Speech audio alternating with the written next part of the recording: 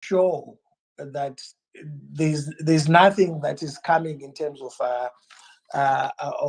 democratization under the current dispensation of Emerson Mnangagwa. The Private Voluntary Organizations Amendment Bill is essentially meant to threaten the right to freedom of association by controlling civil society organizations and to make sure that they throttle the funding or they control how the funding is brought into the country. They are very important private voluntary organizations that do great work. If people like myself, if you look at how many times I've been arrested, Job Scala, Fadzai Mahere, I've been thrown into prison and rescued by Zimbabwe Lawyers for Human Rights. What it essentially means is that organizations like Zimbabwe Lawyers for Human Rights will not be able to do their work properly if this thing is passed. And the UN Special Rapporteur on the rights of freedom of peaceful assembly and association expressed grave concern over the overall impact of the amendment bill and said it would be detrimental to the civic space in Zimbabwe. Then we have the patriotic bill, one that members of my family, they call it the Daddy Hope bill, because each time I speak, I'm threatened with the Patriotic Act. And when I spoke in Geneva, which is 40 kilometers from where I am now, I was told that the Patriotic Bill was coming, and there was even an attempt to arrest me. And of course, sensible people prevailed in government to make sure that I was not arrested for something that was essentially legal, speaking the truth about what was happening. The Patriotic Bill, it seeks to restrict Zimbabweans from engaging essentially with people that are not Zimbabwean. If you engage on things to do with misgovernance, they say it's negativity.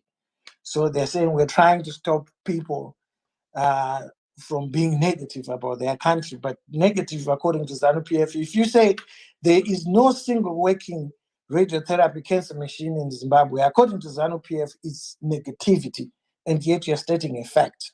So you will see that this bill, if it comes to life, a lot of us are going to be silenced because they will simply say that is what the law says. And it is not different from the time of Ian Smith. Those are the sort of laws that they were using.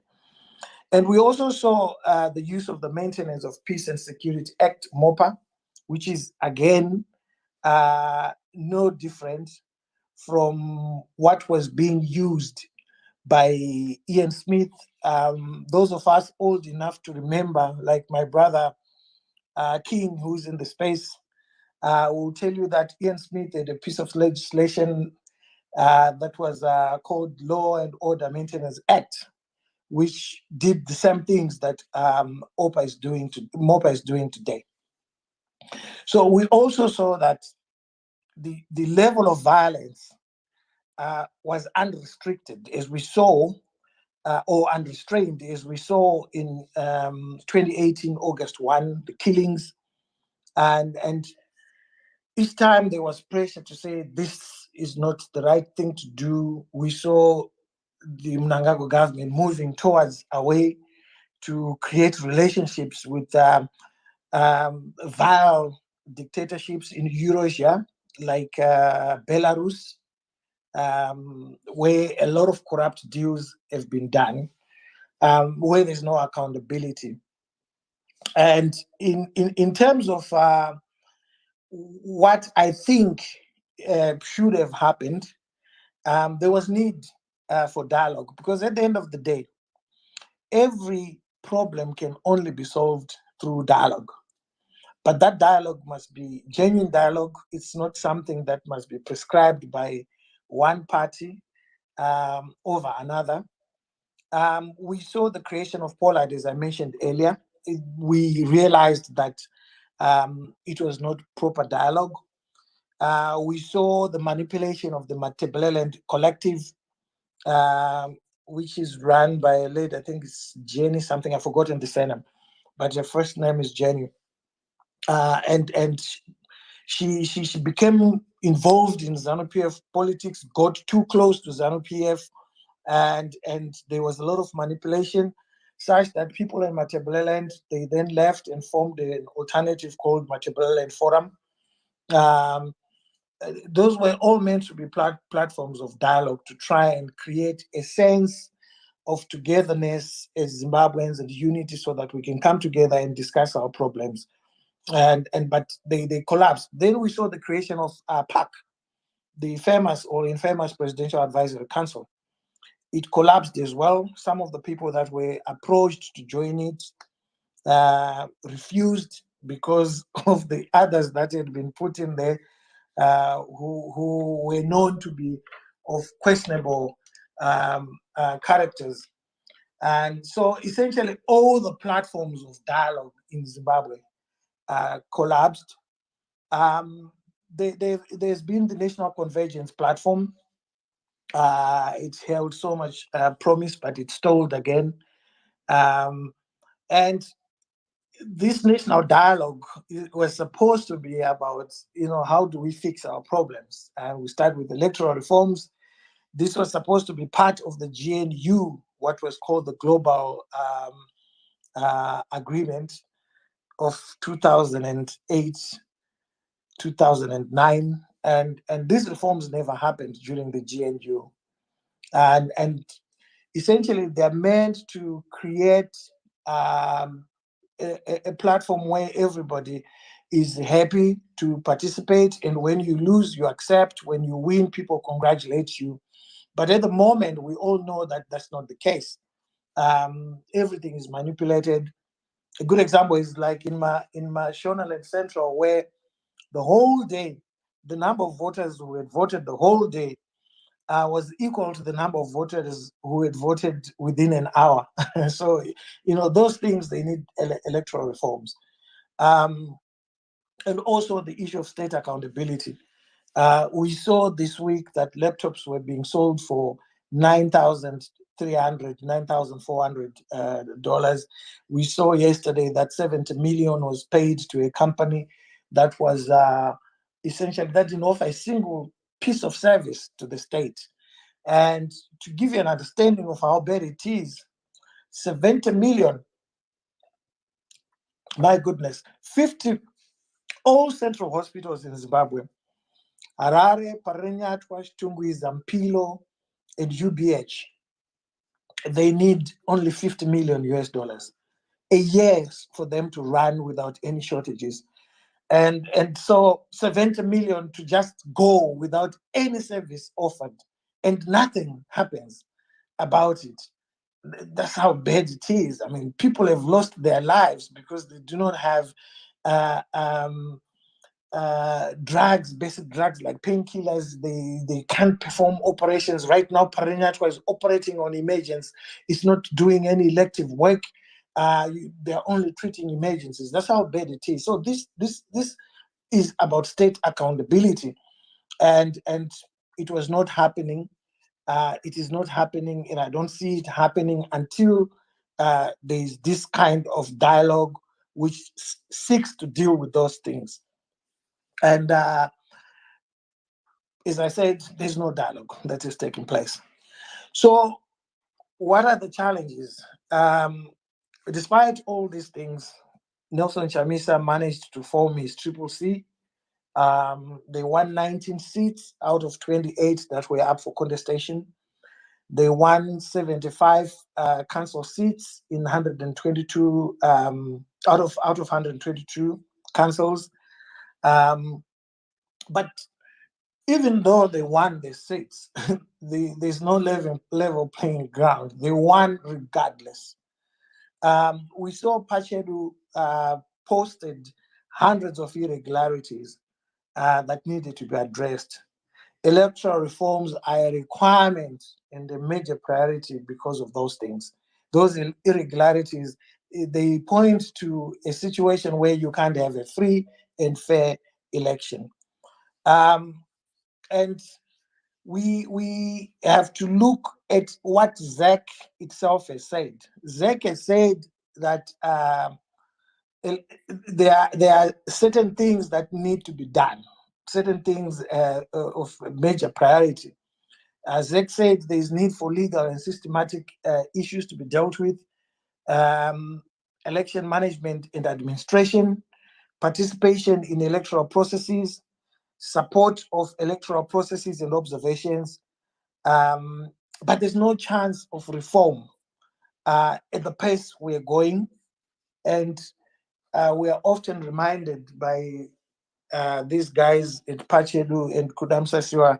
They give daily reminders of how many days are left if the election is called in July. But what I understand is that this government might call the election even for March or April in order to limit what can be done between now and the election itself.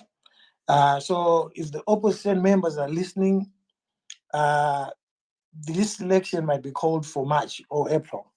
And if they call it for March and April, it will be a total disaster because there's need for funding, there's need to clean up this mess that I've been talking about.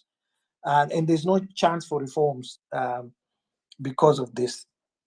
We have had repression. Job Scala, Godfrey Stolle, and the 14 Yatsime inmates that were arrested. Tomorrow, I'm holding a space at 8 p.m. to mark 100 days of their incarceration. The opposition is weak, as I said, it's not been able to do much about these things. They can't even go into the streets for fear of being arrested and thrown into prison. And it's weak in the sense that if you compare it to the situation, let's say 2002, what is happening to people like Job would not have been happening in 2002. But today the repressive hand is hovering around, anyone who tries to do anything, and they will be thrown into prison. And there's also fear in ZANU-PF itself of losing power, fear of losing your place on the patronage trough. So even people in ZANU-PF are not willing to talk. In the past, you would have people who would talk and say this is wrong within ZANU-PF, but nowadays it's not happening at all. Now, what do we do? Now I'm coming to the cracks of what this is all about. Zimbabwe cannot hold a free and fair election under the circumstances on its own without the intervention of the region, the continent, or the international community. But today I'm just going to focus my presentation on SADC, and then on Friday in New York, I will talk about the AU and the international community outside the continent, and what they can do. So SADC is weak at the moment, extremely weak than it has ever been. It's broke, it doesn't have money. So any engagements or any exercises are reduced to member states funding them. So the only member state of SADC that is able to do that is South Africa. That's the biggest power, both economically and otherwise. And that's the only country that can fund any sort of exercises to do these things. But it doesn't have political power as it used to have during the Thabo Mbeki days or the beginning of the Zuma days. It doesn't have that political power. It doesn't have the soft power either under Cyril Ramaphosa. And also because the ANC is in turmoil itself, Thabo Mbeki was able to do the things that he was doing in favor of ZANU-PF, or rather doing them as a big power in the region, because the ANC was a cohesive force. Today, the ANC is just a bunch of people who are fighting each other. and they've gotten a conference coming up, I think, in December. So the focus is on retaining power in South Africa. So between now and December, it's going to be problematic. But the Zimbabwean opposition must keep trying, the Zimbabwean civil society must keep trying, engaging the South Africans because they've underwritten a lot of these things. And ZANU-PF understands this. That is why it dismissed Thabo Mbeki's attempts in 2019. And the ANC delegation that came when I was in prison, I remember that very well, in 2020, they were told that Zimbabwe is not the 10th province of South Africa. Zimbabwe uses the argument of sovereignty and non-interference, and historically it has never respected the ANC anyway. And it lies about the crisis as it did in 2020. It explained to South Africans that everything was okay. At times, it delegitimizes the ANC as a front for imperial agendas if the ANC pushes hard. So each time the ANC would push hard, we saw that during the Mugabe days with Zuma, where ZANU-PF would then caricature the ANC as a front for imperial agendas, essentially saying that it's being used as the face of US demands against Zimbabwe, and which includes the issue of sanctions as well. And sometimes it's reminded that or is caricatured as an organization, as ANC or South Africa as a country pushing sub-imperial agenda using its economy. And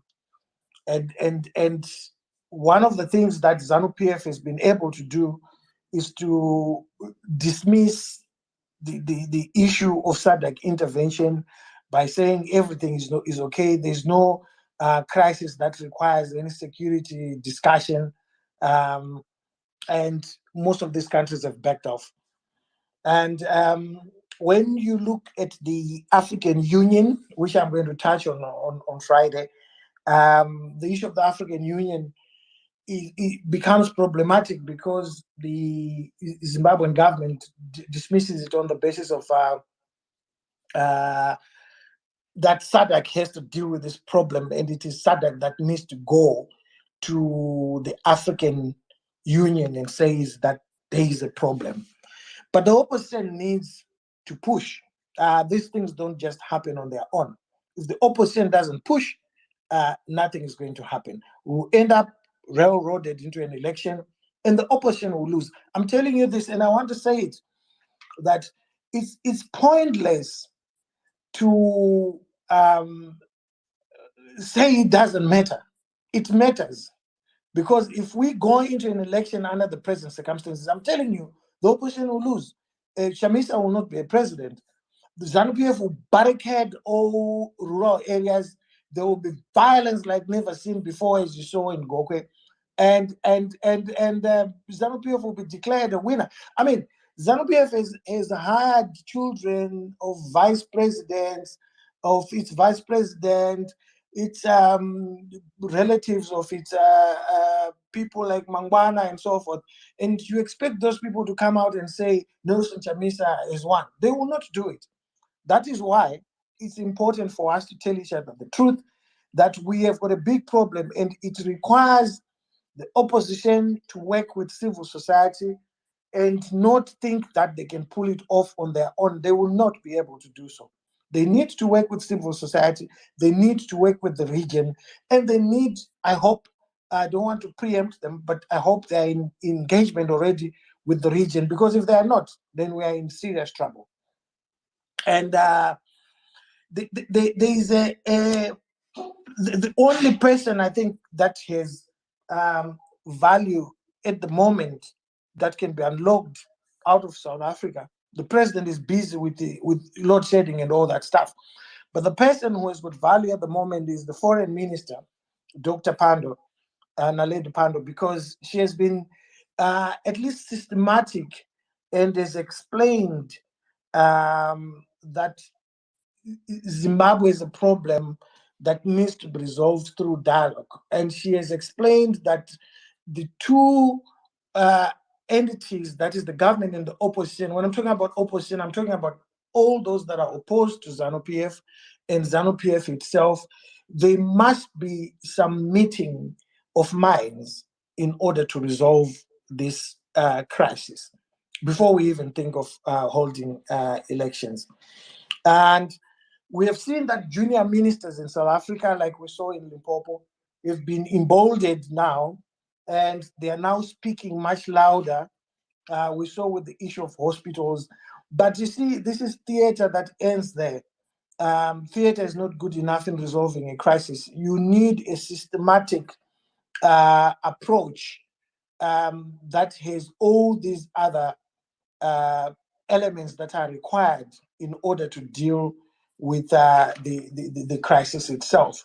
They've leveraged against the issue of immigration, but they have not taken the case to Emerson Mnangagwa as a government, at least publicly, to say this is what needs to be done.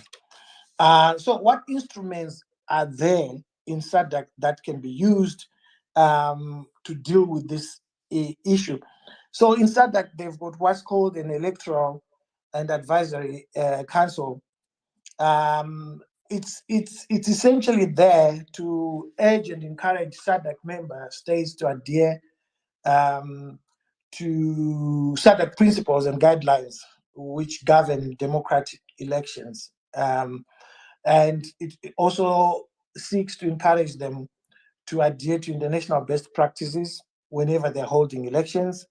And it's also meant to advise SADC member countries on strategies and issues to enhance and consolidate capacity of electoral management bodies like ZEC and the rest that exist in the region.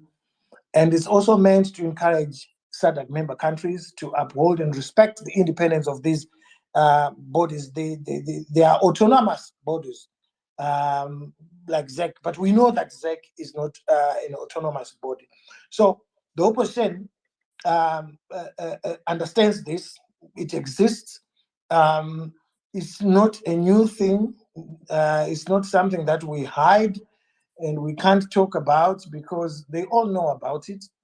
And the desires of this advisory council is to achieve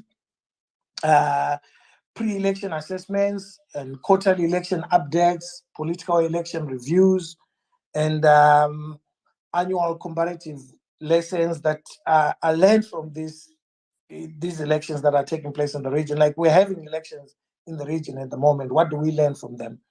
But there's a problem. It's that money. There's no money. There's insufficient coverage of these electoral cycles. There's lack of research and capacity, the human resource and financial constraints, and this organ itself is not well known in the region.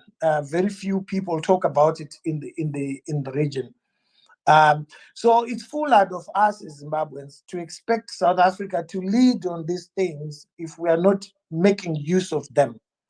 This should be common parlance in our political discourse. But as we see, we spend time fighting over stupid things, and yet these are the big issues that are before us. These are the big issues that can deliver a free and fair election. And to expect that South Africa owes us a free and fair election when we are not doing what needs to be done, it's not only unfair on South Africa, but it's ridiculous on our part to expect South Africa to be. It already carries a burden of immigration. Our people are there in huge numbers, and not just our people, but from many other countries within the region. And the other institution is the organ on politics, defense, and security cooperation. That is the most influential SADC body that could influence events in the region and the organization itself. And this, I would say, it requires large-scale violence to start with, between sections of the population or between the state and sections of the population.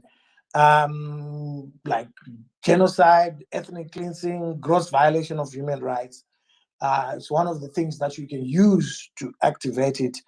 Or a military coup that threatens the legitimate authority of the state, like what happened in 2017. If Mugabe was advised properly by people like Mlevu that were around him, we could have used this. But obviously, we have no military coup, or unless we have one, this is not something that we can think of. The other condition of activating this is a condition of civil war or insurgency. We don't have that. And then a conflict which threatens peace and security in the region or the territory of another state party. We need to establish that this is happening.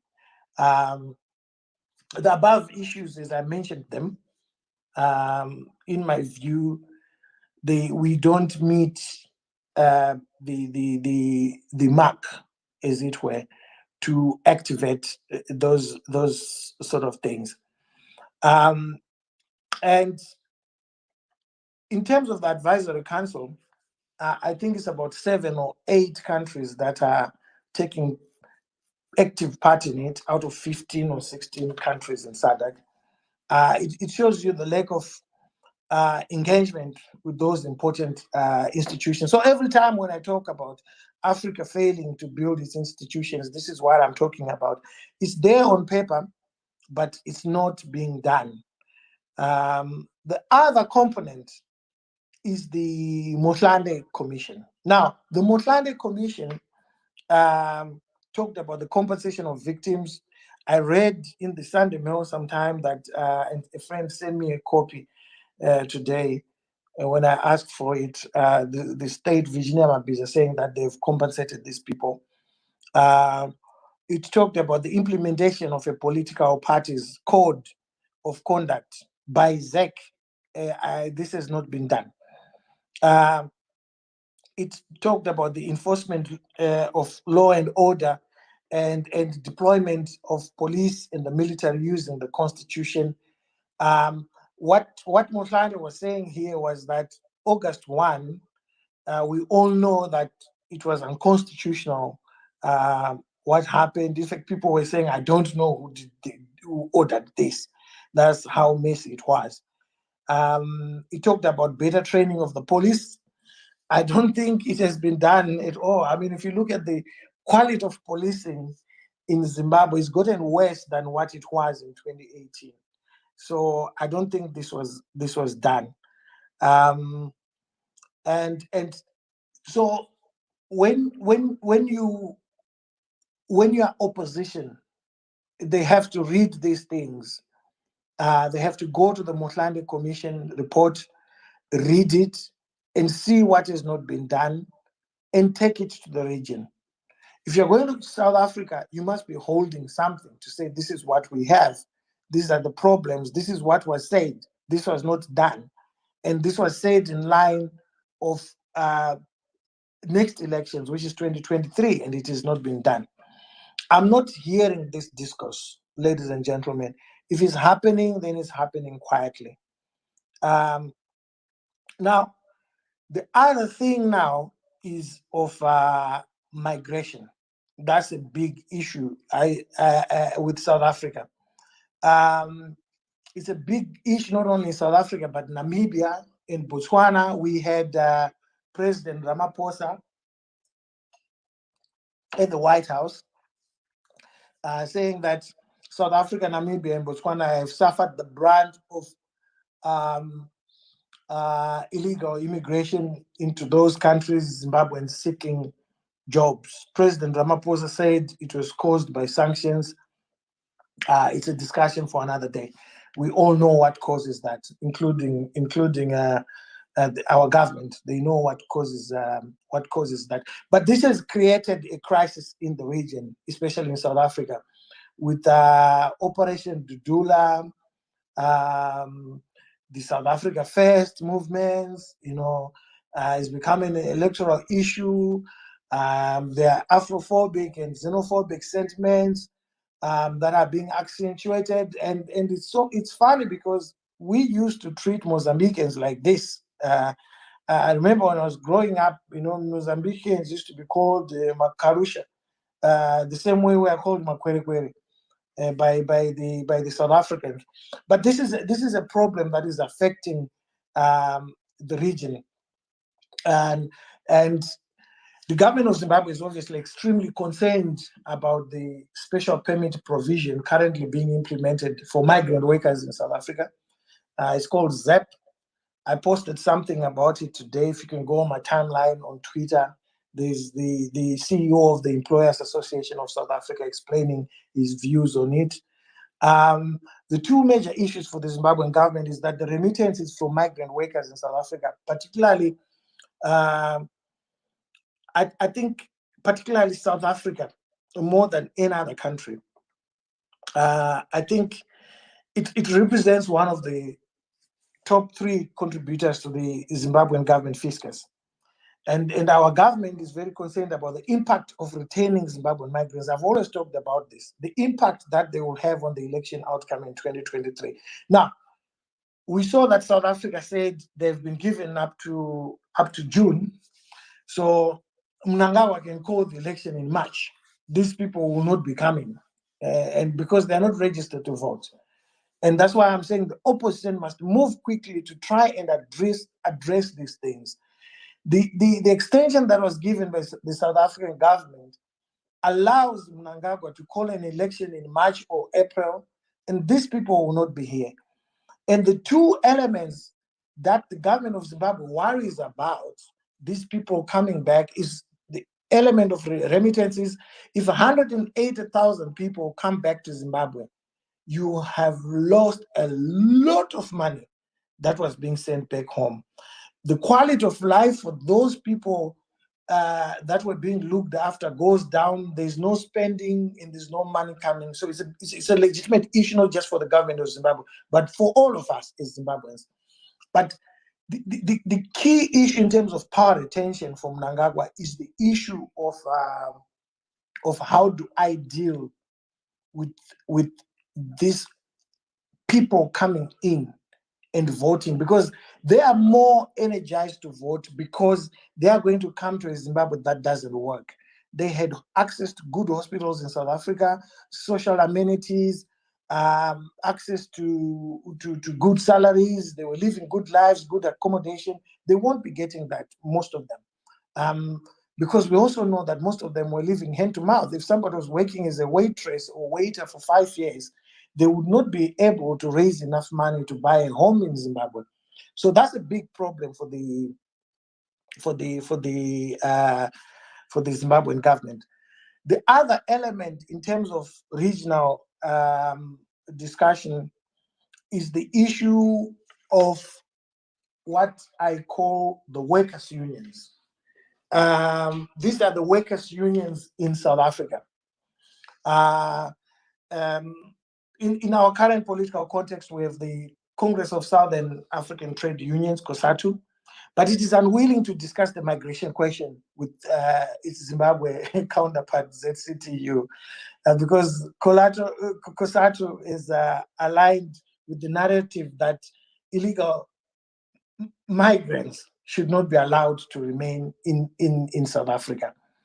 So the opposition and civil society in Zimbabwe should engage with the more progressive elements or members of COSATU and other union federations in Southern Africa, and approach them. This could include NAM. NAM is pronounced on his position. It says it respects the existence of Africans in South Africa, but you are negotiating with them so that they can assist in getting a political settlement, not that they can give us extra visas, because that's not going to happen. So in order to get a political settlement that is long lasting, because a Zimbabwe that is working well, it works well for the region as well. So these are the things that the opposition needs to think about, and the civil society needs to think about. And they also need to engage amongst themselves. I don't know to what extent is the main opposition, Triple C, engaged with civil society. I don't know, for lack of a better word, coherent civil society is, in terms of organization. We know that civil society played a big role.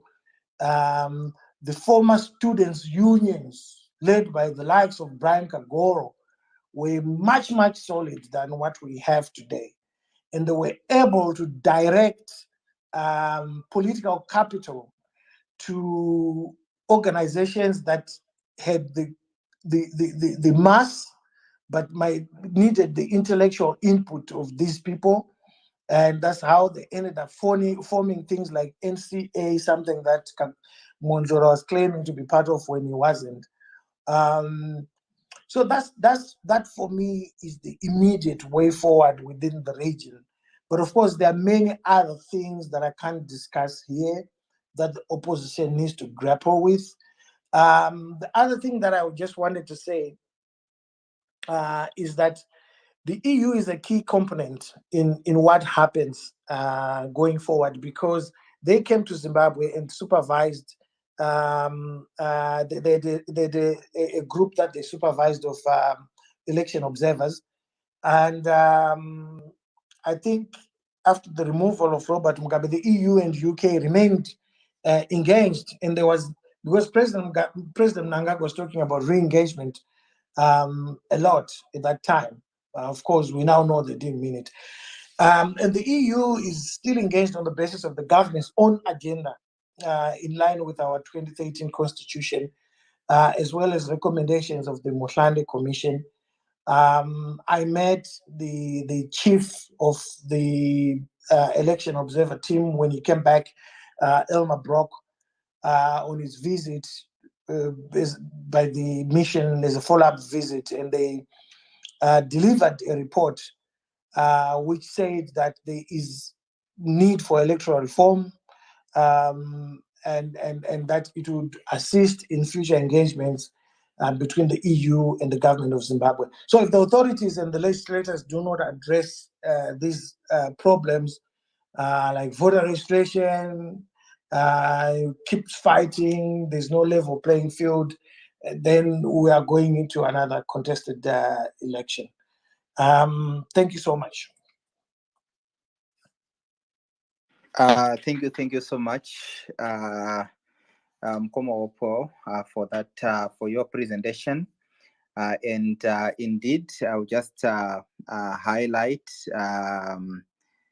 some of the things that I said I was going to highlight about the event that is coming on Friday. So on Friday, there's going to be a democracy workshop in New York. It is on the event page. It is called Workshop on Human Rights and Democracy in Zimbabwe.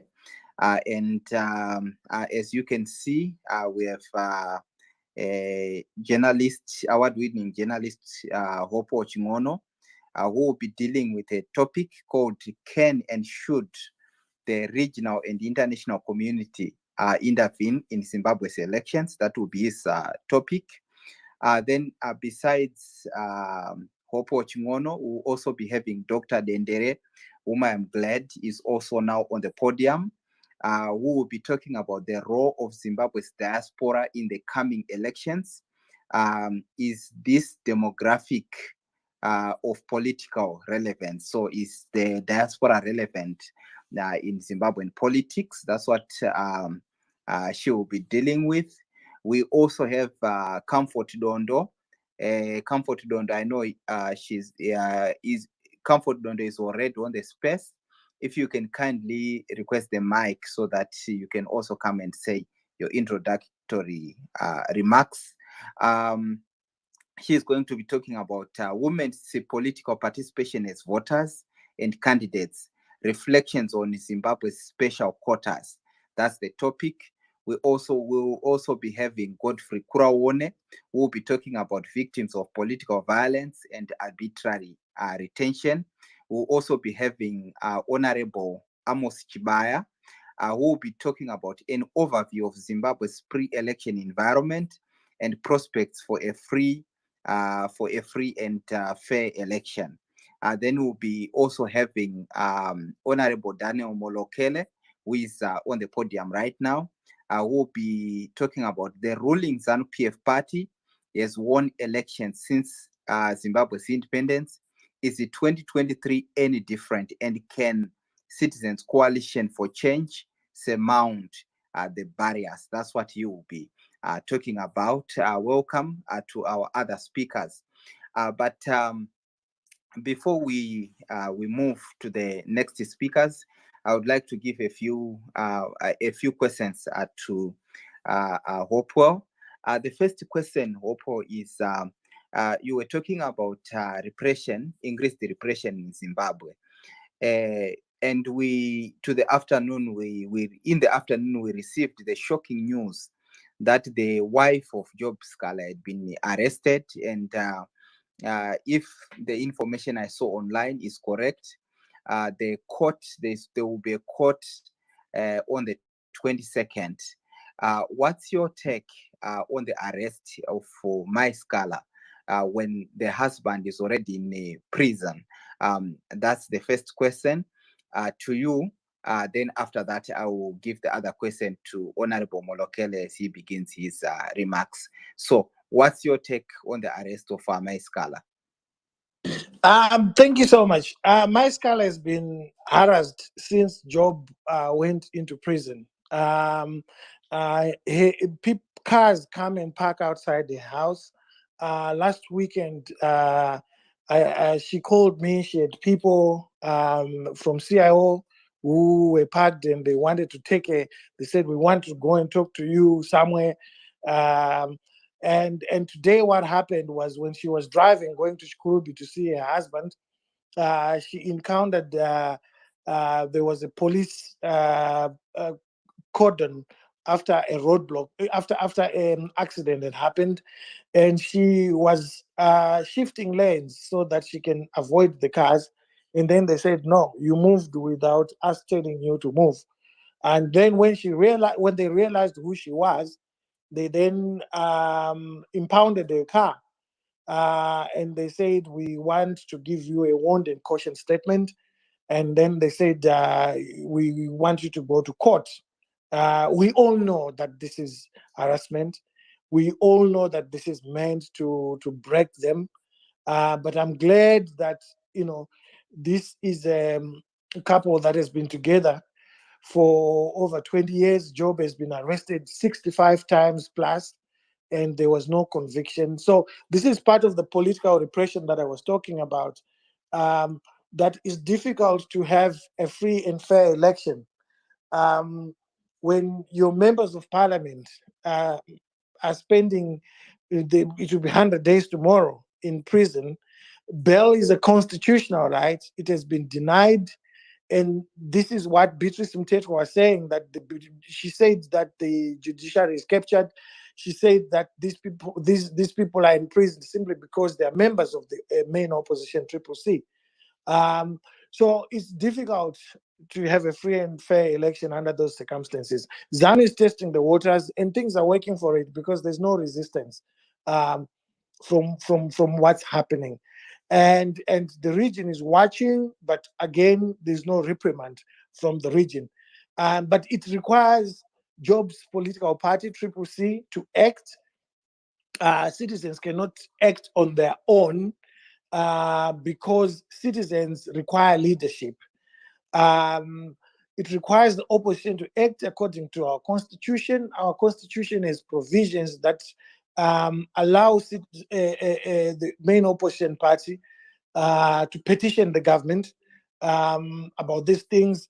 The opposition needs to escalate this issue at regional level. It's 100 days. I hope they're doing it, because you can't have your members of parliament and 14 supporters incarcerated for 100 days in a country that has a constitution which says bail is a right for the citizen, and they're denied bail. There are people that have committed murder.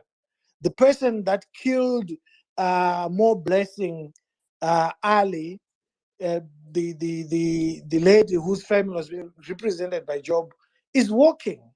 The people that killed the Triple C supporter in Kwekwe, they are out. These are murderers, but they're out. Yet Job and Godfrey and the other 14 are in prison for merely saying that the spirits are going to avenge. That's what Job said. And he's been in prison for 100 days. So it requires the opposition to show leadership both in the country and in the region, and I hope they're doing that. Thank you so much. We'll be accepting the audience soon so that they can ask some questions. But before we go to the audience, we'll go to the other guests who will be at the democracy workshop. So I'll start with the Honorable Molokele. The first question, I know your topic is about ZANU-PF winning elections since independence, and whether the Triple C, our political party, will be able to break the barriers. But I would like you to first comment on the presentation by Mkoma Hopewell Chingono. Firstly, in reference to students, where he said that the students' movements of yesteryear had more punch or more power than the current student movements. I understand yourself, you are the founder of ZINASU, which is the Zimbabwe National Students Union. What's your comment to that? Do you feel that the students movement nowadays needs to do more? Did you guys do more during your times compared to what they are doing now? That's the question I would like you to address. Then after that, you give us your remarks. Thank you. Over to you. Thank you so much, Dr. Ziko. Thank you so much to everyone who is working with you, not just to organize this space, but also the workshop on Friday. Greetings to everyone who's taken time to join this space, and I'm so happy to be part of this discussion. Just to clarify that I will speak in my personal capacity. I'm not speaking on behalf of the Triple C. I do not have the mandate to speak on behalf of the Triple C. I know that I'm a former spokesperson of the MDC Alliance, but I do not have any capacity to speak on behalf of the Triple C. So please, don't misquote me. I'm not speaking on behalf of the Triple C, but I will be sharing my personal opinion as a citizen. Also to clarify that officially the Zimbabwe National Students Union was formed while I was still at secondary school. So historically speaking, I cannot ever dare claim to be a founder of ZINASU. So it's very important for us to clarify that. What I can try to lay claim to is the fact that in 1996, in my capacity as the acting president of the University of Zimbabwe Students Union, I initiated the process of the revival of the ZINASU that we see today. The ZINASU that was initially led by the late Len Mojongwe as its founding president. That is the ZINASU that is celebrating 25 years this year. So, but it's definitely not the original ZINASU. There was a previous ZINASU structure before our time at college. So I need to be very clear that it will be very difficult, historically speaking, to lay claim that I'm a founder of ZINASU. But yes, that revived version that we have, that is celebrating 25 years, that was initially led by the late Len Mojongwe, followed by Hopewell Gombo, followed by Nkulago Spanda, Pilani Zamchia, Washington Katema. That's the ZINASU that is celebrating 25 years. So just to say that it's very difficult to compare generation of student leaders. I think each student generation has the challenges of its own generation, and we need to be very careful when we are comparing student leadership generations. I am one of the people who will be very, very sort of conscious of the fact that in each and every generation, there are some particular and peculiar issues that students have to address. And in that particular context, we need to be very sensitive to the fact that each and every generational experience need to be taken in its particular context. So it will be very difficult. It's like comparing lemons, oranges, guavas, and bananas and apples. It's very difficult. But to say that the current students' union is failing to meet up the challenge of this generation will be really unfair, because I know that there are issues that are affecting young people today, including the issue of water apathy. I see that the students are doing their best, including those at the universities, the SINASU student leaders, the UZ student leaders. They are all part of concerted efforts to mobilize the youth participation in the 2023 election, which is a challenge of their own generation. There is also the issue of exorbitant school fees or tuition fees. It's a challenge of their own generation. And I see that they are rising to the occasion. We saw how last week Zenaso responded, how the student leadership at UZ responded to the disproportionate rise in terms of tuition fees and forcing a climb down with the relevant authorities. So it is very important to encourage whatever is there in terms of the student leadership and to support them and to work closely with them. I personally play a role of a mentor. In fact, one of the things that I've learned is that since I returned to Zimbabwe in 2017, when I returned to Zimbabwe, I think the Zinasu leadership that was about to leave was the one which Makomborero Haruzivishu was the Secretary General. And I worked closely with them until they finished their term of office.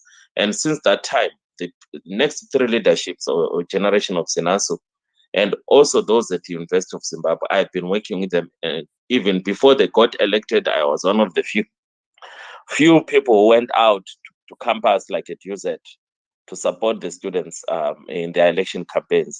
So I've played the role of an advisor and a mentor. And I would say that in each and one of the successive leadership, whether it's President Madida, whether it's Ngatsiore, whether it's Ngube, all these presidents that we've seen in the last 5-6 years, they all have had their own fair share in terms of impact and legacy building. And I think we should applaud their contribution in each and every one of the 10. So I'm very clear that there is no need to compare the students, but there is opportunity to support them and motivate them and mentor them and make sure that the students of Zimbabwe, indeed, together with the youth of Zimbabwe, play their role, especially in making sure that the forthcoming 2023 election manages to sort of give a new trajectory in terms of the democratization process of our country.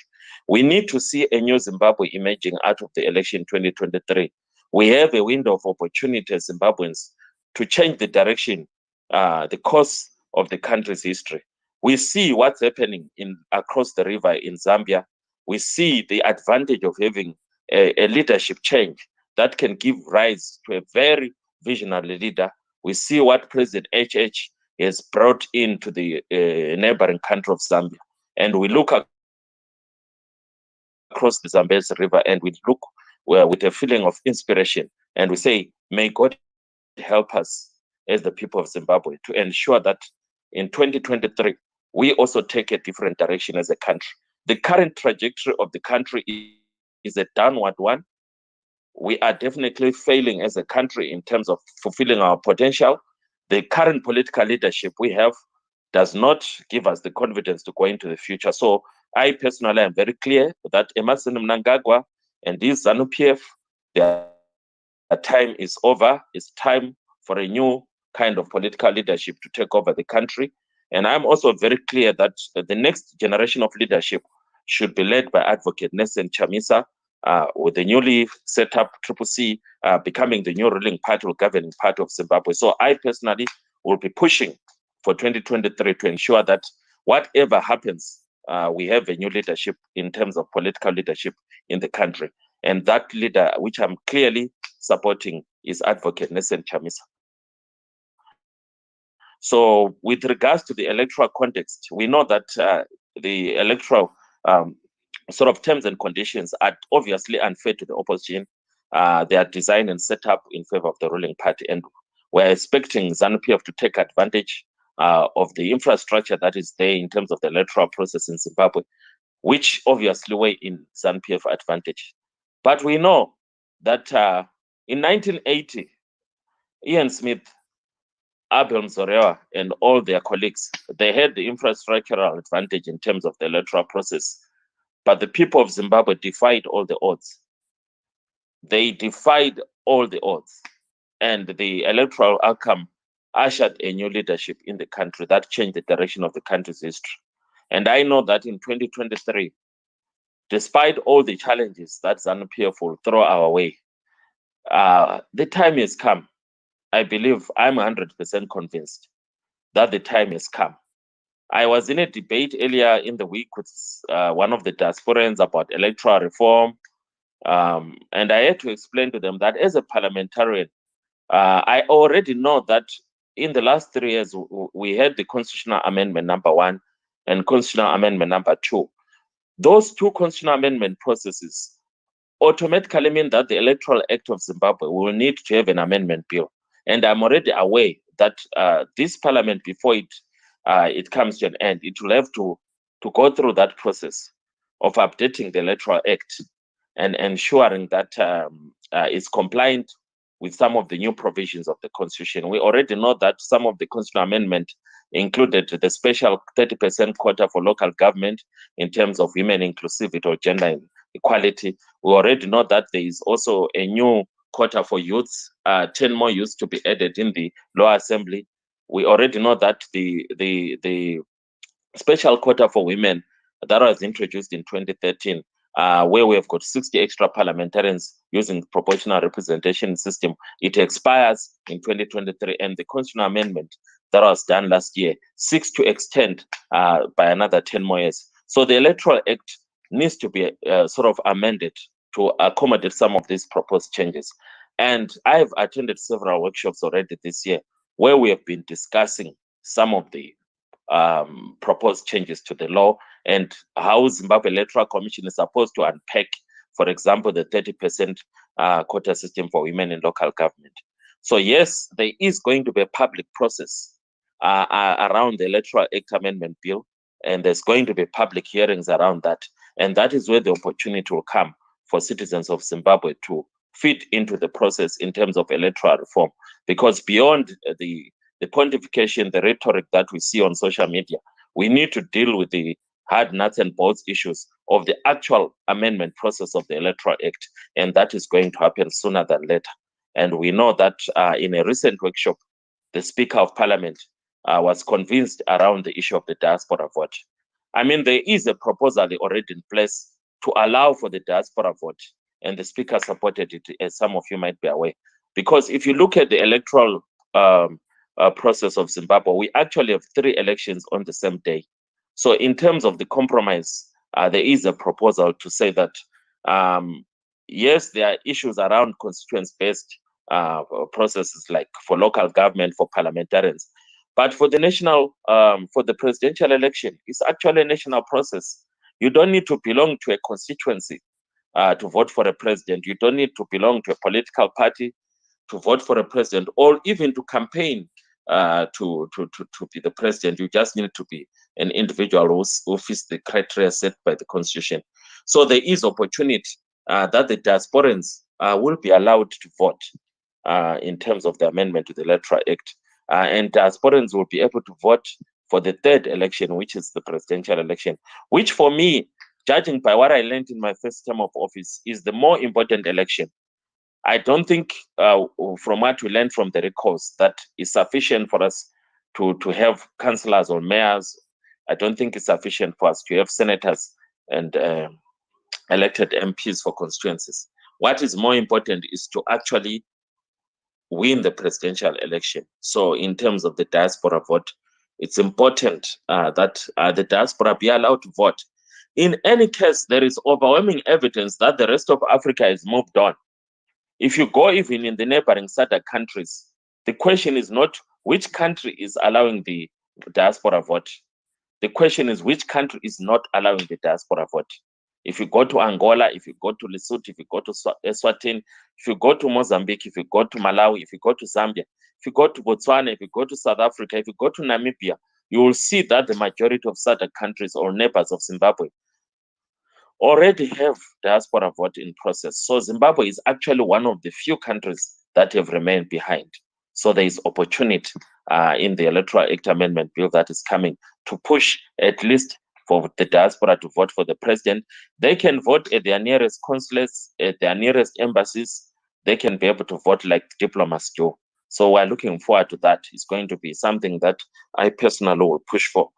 Zico, let me stop here for now. Yes. But before you stop, there has been concerns that the CCC has only 19 members of parliament. So one was saying if ZANU-PF has a majority, if the reforms are supposed to come through parliament, will 19 people be able to convince the rest of the 210 members of parliament who definitely belong either to ZANU-PF or to Monzora to bring these reforms? Because then that would mean that ZANU-PF has reformed itself out of power. So do the 19 of you or slightly more of you have the power or the capacity to then override the ZANU-PF majority that is there? So that was someone's question. Okay, thanks, Rico. I think it's a very simplistic view to say that the CCC has got 19 members out of the parliament of Zimbabwe. From a purely legal point of view, the 2013 constitution does not allow for floor crossing. So what happens is that honorables like me need to be recalled first. And then when they are recalled, that's when a by-election is held so that they can be transformed from being MDC Alliance official to CCC. So the majority of members of parliament in the opposition, as I speak to you right now, are obviously supporting Advocate Nelson Chamisa, and they've moved on. And more than half of them that are like me, were identified as MDC Alliance under the parliamentary process, are actually supporting Advocate Nelson Chamisa. I have stood consistently from the day one of the recalls up to today. I have gone in public on WhatsApp, on Facebook, on Twitter, and I have stood firmly that I am fully behind Advocate Nelson Chamisa. Even the profile picture that I'm using today, I have not changed it for 4 years in a row. I think I put it in 2019, if not 2018, just to make sure that I'm very clear where I stand. So when I offered to resign in June 2020, I was defeated by the consultation process from my constituency to the national party structures, who were very clear that no elected member of the MDC Alliance would resign. So I followed the due process. So when it comes to the debates in parliament, when it comes to processes, we have parliamentarians like me who self-identify or politically identify as CCC, but they are not recognized according to the parliamentary system as CCC. So CCC does not have 19 members of parliament in terms of the actual process of engagement in parliament. It is more than double that number. I think from my understanding, we do have a WhatsApp group that we set up in October last year for members of parliament who had not yet been recalled. And I can tell you that by end of October last year, it already had more than 20 members. So I can assure you that they were existing in spite of the threats of the recall. So right now in the Parliament of Zimbabwe, there are more than 50 MPs that identify as CCC politically. So we are more than enough to influence the debates. We are more than enough to influence the process. And also in terms of the upper house, the Senate, ZANU-PF does not have the 2/3 majority that it needs to pass on any constitutional amendments or whatever changes that it needs. That's why last year it had to depend on Monzora's scheme. But since then, Monzora has lost a lot of people along the way. So there is enough resistance, especially from the lower house, and that will also help to shape the amendments to the Electoral Act.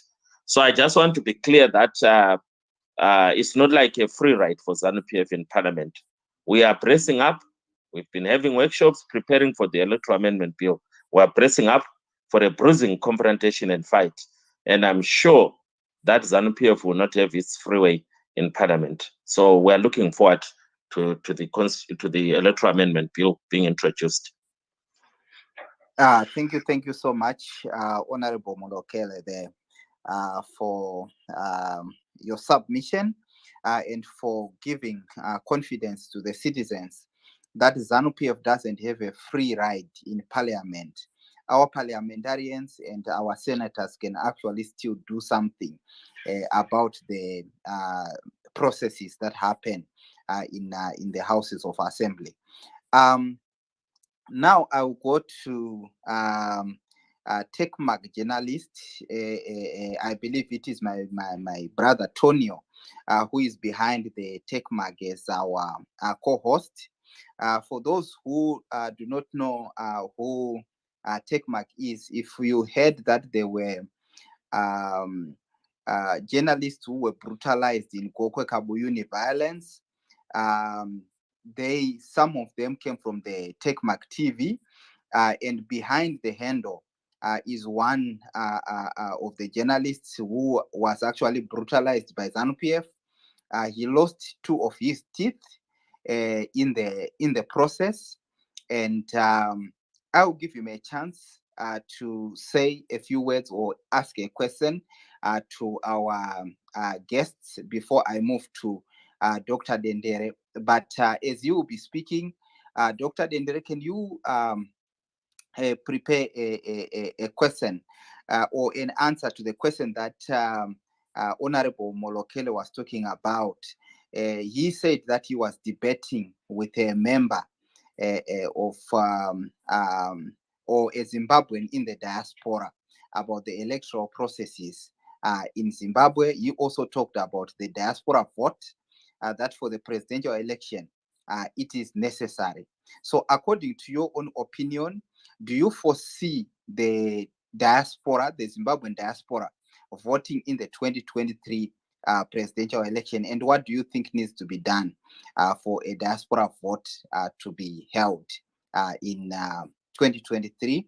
So in addition to your remarks, can you also answer that question? Over to you, my brother Tony on TechMag. Thank you so much, my brother, for this opportunity and time. And just to confirm, you can hear me loud and clear. Yes, you are clear. You are clear. All right, great. I had actually lifted my hand initially there to try and make an intervention to Honorable Molokele over his presentation. I did not know that I was going to be also having the same opportunity for you to then introduce me to this gathering. But nevertheless, I do fully appreciate and thank you. And true to what you have said, I'm sure most of you guys have read and have heard about a demise in Gokwe, what transpired while we were in Gokwe at Chitekete Growth Point when we were trying to cover the by-election at Gokwe Chitekete Center, where we met, I think, more than 23 ZANU-PF branded cars. And these were officials that were escorting Honorable Larima Vima in July Moyo. I will not be getting into those details much right now. I know there's going to be another time that you're going to create, but just to confirm, then we managed to witness violence there as we tried to record and document the violence that was ongoing in Gokwe. The thugs that were around the area, they then turned the violence against us. We were brutally attacked, we were robbed, we were assaulted, and literally we were left for dead. And the community members at Chitekete Business Center, they all witnessed this development. More than 100 people that were actually at the community center, they just watched in awe and in shock at the development. But I know, of course, for the purposes of this programming, we are going to be having a discussion later on about this issue. Why I raised my hand was an issue of intervention to Honorable Molokele. He makes a very interesting submission and already preempted a part of my question, specifically on the issue of the diaspora vote. I think this is one of the top key issues as far as the electoral amendment is concerned. My question to Honorable Molokeli is, yes, we have witnessed enough energy and excitement towards the electoral reforms, but it looked, especially on the constitutional amendment number 1 and 2, the topical issues that we mentioned there, as far as the amendment is concerned, was the issue of having the youths, the women's quota also being extended. We did not have much, or unless if I may have missed this, I find it to be very interesting that there was an issue of having the diaspora vote specifically for the presidential vote. How far is this managed to sell in terms of the discussions and in Parliament towards the creation of such a bill, of course, before it has become or ascended into an act? How far is this negotiation gone? I know also the Speaker of Parliament had mentioned such an issue in support, but of course, fully understanding the political environment, how far are we into actually having this as part of the bill to sell through? I really find this part to be exciting. I would have wanted to speak to my brother Hopewell before he left. I I think there's been a very sensitive and contentious issue that we have taken for granted. Brother Hopo is still here with us, so you'll be able to respond to you. Go ahead and speak to him as well. Okay, thank you so much. You see, there's an issue that we have taken for granted, or should I say, maybe ZANU PF and the government have been playing on this issue, specifically when it comes to the laws of this country. There's a law that is called the Patriotic Bill. It's not just a law, actually; it's a bill, and too many a times. I think maybe us as the media, we have not really done enough to expose this part of the law, and we have heard in many times debates. They say that the ZANU PF government does not drive towards repressive laws. All their laws according to international standards, and they are pro democracy, and they also. Too many times they say that even the United States of America also has a patriotic act. I think this is one issue that we need to expose and demystify as far as the United States Patriotic Act is concerned. Please let me just quickly hasten to categorically state that the United States Patriotic Act has got nothing to do with the patriotism that the Zimbabwe Patriotic Bill is purportedly representing. The Patriotic Bill in Zimbabwe criminalizes an act of any Zimbabwean to represent or to speak to an international emissary or any international organization or representative in terms of Zimbabwe, and you give them a position of Zimbabwe. They say this is trading, this is selling out, but this they then give us in an unparalleled equivalence with the American Patriotic Act. Yet, in fact, the USA Patriotic Act was just but a response to the bombing that had happened in the September 2001 in the United States. This is basically an anti-terror act that the United States of America had put. So I feel it's very important that we demystify and we actually speak about this, because too many times we've heard that they are trying to have an equivalence, especially in terms of international standards. The United States Patriotic Act is not actually a patriotism act. The USA Patriot Act is actually an acronym. The P stands for providing the A appropriate tools required to intercept and obstruct terrorism.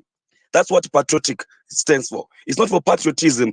It's providing appropriate tools required to intercept, obstruct terrorism. So it's an abbreviation for patriot. So the USA is not even for United States of America. It's for uniting and strengthening America. So this was an act that was enacted 2 months after the September 11 bombing, when the United States government was trying to respond to the act of terror, to say how best do we enhance domestic security against terrorism, how do we enhance surveillance procedures, and more importantly, how do they safeguard their land as far as the international security is concerned. So I strongly feel that it's very important for us as journalists to demystify and speak about this issue, so that our fellow Zimbabweans fully know and are cognizant as far as the equivalence is brought up there. So I'll throw it back to you, and then also, more importantly, to Honorable Molokeli, so that maybe you may just speak back to that issue as far as how prepared and how ready we are for a Zimbabwean government to actually implement and provide diaspora and vote. Thank you. Thank you so much, my brother there. on TechMag TV. I hope Mkoma Opo, you have taken note of your question, and Honorable Molokele as well. Let me go to Dr. Dendere first before I come back to your responses. Madam Dendere, can you go ahead? Hi, thank you. I want to, but just really quickly on diaspora participation, I think the question posed to me by the organizers was whether or not this is an important constituency. I think yes, without a doubt. But I also think we have to think broadly about what participation means and what political parties require to be successful in an election. So participation can mean showing up to vote, which is often the most important, right? Because elections are a numbers game. But the reality is that I don't think we can get the 2 to 3 million people that are outside the country to all come home and participate in elections. It's really expensive for people to fly. It's yeah, so there are a number of reasons why people might not be able to physically come home and vote. Having said that, we have a huge diaspora within the African continent, particularly in SADC in South Africa. So the challenge would have to be towards the middle class in South Africa. Many of them who have secure papers in South Africa to say, look, you guys don't have to worry about permits. You don't have to worry about your legal status. Can you physically go home to vote? Those numbers are there and those numbers are huge. So that's something where the middle class, even I think the middle class in faraway places who can afford to go home and vote in elections need to be convinced by political parties, and in this case by the opposition. They need to buy in, and we've seen this, right? The election in 2016 in the Gambia was won by the diaspora vote. People were literally flying home, uh, planes full of people going home to vote. The second way that the diaspora can participate, and I think this is more doable, is by encouraging their family members to register to vote and then encouraging them to vote. We keep hearing conversations, especially from young people, that are saying, well, I don't know why I should be participating in elections. What difference is this going to make? And a lot of young people that are more interested in leaving the country. Again, these are all very legitimate things to feel, but I do think that the diaspora might be influential in talking to their family members about the realities of living abroad. That for most people, as we're entering our 30s, our mid 30s, there is a sense of, I would like to be able to go back home at some point. So as we're thinking ahead, as we're helping the youth think ahead, encourage them to register to vote, encourage your parents to register to vote, and then encourage them to turn out to vote. If the diaspora can, each person can encourage their family members to make sure that everybody is registered to vote. The importance of doing this is that when you have more people that are registered to vote, it's the easiest way to protect the vote. Each person who votes becomes invested in the election, which means that everyone is invested in sharing those election numbers, and the job isn't left to agents, to two-party agents that show up on election day. So you really want to get a broad-based interest. The third way that the diaspora can support the election or participate is in talking about the election in the countries where they are at right now. And I think the UK diaspora has always done a really good job of doing this, the US diaspora to some extent, but we don't see much from the South Africa diaspora. And here again, I'm going to push the middle class South Africa, people that are resident and middle class in African countries, where you have a voice. So use that voice to talk about the situation back home, to talk about the importance of elections, as you see fit. And then finally, the diaspora has financial power. You can't win elections without money. Um, we know that ZANU-PF raises money abroad. We know this. The diaspora can, through their families back home, through themselves, support political activity. And I always say to my friends, look, you're not being asked to give a lot of money. $5, $20 a month, that's all you need to support you need to commit. You have to commit the amount of money that you're not going to be pissed off about if something happens, right? If people are questioning how the money is being used. So you must give the type of money that you're okay with losing. And I think most of us are okay with losing $5 to $20. Um, and I'm not saying you will lose it, but I'm just saying, like, you have to be able to commit financially. And then I'm glad to hear the MP say that we have opposition parliamentarians, because you see, we haven't seen them at least talking publicly about the work in parliament. Part of what they can continue to do is to present the diaspora vote as an issue that should be debated in parliament. You have to force the other side to give Zimbabweans reasons why they are denying the diaspora vote. Even if it's very clear that the vote is going to be a no, it's still very important for this conversation to be had, and for officials to be forced to answer, why are you voting no? They can't just vote no without explanation. Journalists need to be writing about this. Academics, we need to be writing about this, not just behind paywalled places, but we need to be writing about this in the public sphere to say, the diaspora vote is important. More and more countries in Africa and also in the world are introducing the diaspora vote. And most countries have decided to have the diaspora vote just for the presidential election because it's a lot easier to handle. Um, but if you're ZANU PF, we have to think like ZANU PF. You have very little reason to want the diaspora vote, because you know that most of the people are going to vote for your opponent. So this is also a strategic this is a strategic angle on their part, and we have to treat it as such. Like, this is a strategy that they're using. They have no incentive to allow the diaspora to vote. But even if the answer is no, they must be pushed consistently. Officials will be coming to New York this weekend.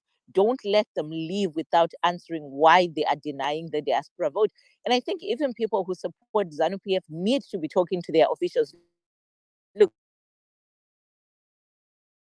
in Washington, D.C., when I could do it in Texas, when I could do it in London, when I could do it in Edinburgh. So I should not be spending that amount of money. So push them, let them answer, because this is what, representative politics is about. Yeah, and I'll stop there and I'll respond to any questions that people might have for me. Thank you. Thank you, Dr. Dendere, for those remarks. Before I come to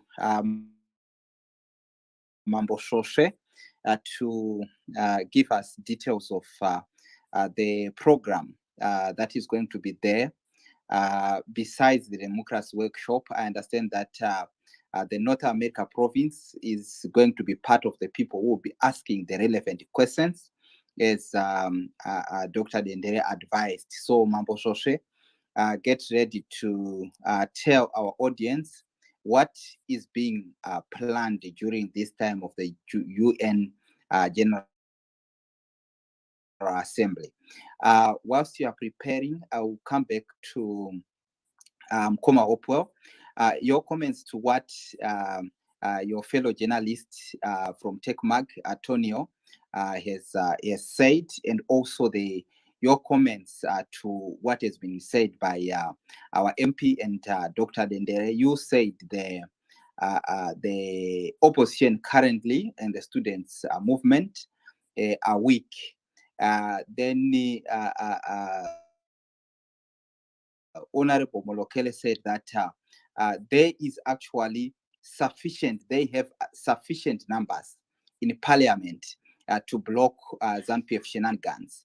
So your comments to that and to the question by Tonio, then after that we go to Honorable Molokele, and then we come to Mambo Shoshe. Over to you, Mkoma Opo.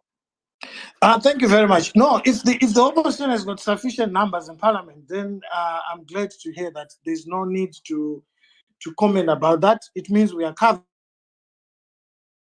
we are sorted. There won't be any problems if they have the right numbers, and if they've established that they have the right numbers to block whatever is put forward by ZANU-PF. The matter becomes moot. It means they are sorted.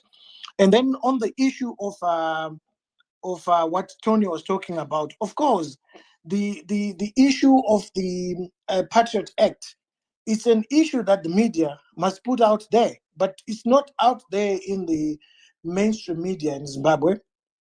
They report on it per event and not in terms of one of the Raytheon elements of journalism, of educating people. People need to know what the Patriot Act is about in relationship to Zimbabwe. They need to know where this has been borrowed from. ZANU-PF, of course, says they've borrowed it from the United States of America in order to give it legitimacy that the critics of our governance system actually have this act, which is not true. Tony explained well that the way it works in America and the way it works in is supposed to work in Zimbabwe are completely different. So that is the job of the media. We have mainstream media. They're supposed to be doing that. They're supposed to be putting that information out in order for our citizens to consume it, in order for our citizens to understand the issues that are at stake. The opposition needs to be doing that as well. The role of the opposition in parliament is to debate those things, and as Dr. Dendere said, bring them back to us, the citizens, to say, this is what we have discussed. Actually, it's unfortunate. I agree with Chico that it's not happening the way it's supposed to happen. We see it once in a while. Tendai Bitu will come on social media and talk about these things. But beyond, going to the constituencies where the opposition exists, we need to go to the constituencies where the opposition wants to exist. So, for instance, in my village in Murewa, I've had to educate people what corruption means. I've had to educate people what looting means, how it affects them. Those are the things that the opposition needs to be doing. When we bring these things out, we are not insulting them. We are simply telling them that, guys, if you don't do these things, you are not going to win the election. And that's just a fact of life. It's like a guy who doesn't give his friend good advice. When things go wrong, you're partly to blame. So we don't want to carry the burden of something that we knew was going to happen, but we chose not to say because it might upset somebody else. We need to say these things because in order to win an election, you have to do these things. With respect to the issue of the diaspora, I differ with Honorable Malokele. It's not going to happen. That's simply not going to happen. We know ZANU-PF. We need to understand and study the animal that we're dealing with. And I can tell you now that ZANU-PF is going to say we are not going to allow the diaspora vote because our candidate will not be allowed to go and campaign in America, so we cannot allow Zimbabweans. They've said this for more than 15 years. So we know what they're going to say because they've been saying it. When Jonathan Moyo said that we don't reform ourselves out of power, that's what he was talking about. So what we need to be doing is to start building. We should have started this a long time ago. I see there's on these spaces, we have the head of public diplomacy in South Africa, Brother Clayson Monyela. If you ask him to come and speak, he will tell you that we have not engaged their government. I know this for a fact. We need to have been doing these things. So we shouldn't sell hope to our people on things that we know are not going to happen. And I'm speaking for myself as a journalist. I'm not a member of any political party. So I speak as a journalist, and I want to tell people that are on this call that this has not been engaged with the South African government to a point where it's actually a matter of discussion with ZANU-PF. And Mr. Clayson Monyela can confirm this. He's on this call. And the reason why I'm saying this is that, as I said, the election might be called for March or April in order to make sure that the diaspora in South Africa does not come back and vote. So we need to work with the time frame and see what can be done and what cannot be done. What can be done is to start to put pressure now and start engaging, let's say, the African governments to say, Mr. Mnangagwa can go to South Africa and campaign. Mr. Mnangagwa can go to Botswana and campaign. Other countries in Africa that have done the diaspora vote, they've started with specific countries. So we can start with South Africa. But if we're going to do that, we have to make sure that we do it now, not to wait until when it's too late and then we start insulting South Africans that Mbeki did this, Mbeki did that. We need to be proactive and make sure that these things are happening. We need to engage I've spoken to other African presidents who are still waiting for us to come and engage on our problems, not specifically about elections, but just our problems. We need to engage these people because we cannot afford to slander the AU and call it weak, and yet we are not engaging the people that run the AU or the people that make up the AU. We need to engage them. The opposition must have Clayson Monyela, who's here, on speed dial, speaking to him. This is the situation that we have. They probably have that. I'm not saying they don't. I'm simply saying they should have him on speed dial. They should be discussing these issues. By now, we should have been somewhere. We are dealing with a very difficult animal in ZANU-PF. It will throw spanners. It will do all sorts of things. So we need to say, ZANU-PF is going to say, Mnangagwa can't campaign in America. So how do we have a diaspora vote? We need to say the diaspora does not exist only in America. But let's not wait until when this thing goes to parliament. Let's discuss this now. What we need is dialogue. Dialogue that starts now. You have to talk to your enemy if you are going to resolve the problem. This idea of saying you can't talk to ZANU-PF, they're enemies, it means nothing will get done. You have to engage with ZANU-PF if you want to resolve these issues because they are the government of the day, whether we like it or not. I don't like ZANU-PF, but you have to engage with them if you want change to happen or if you want to get something.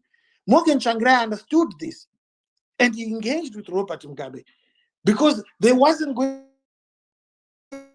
to be a GNU if there was no engagement.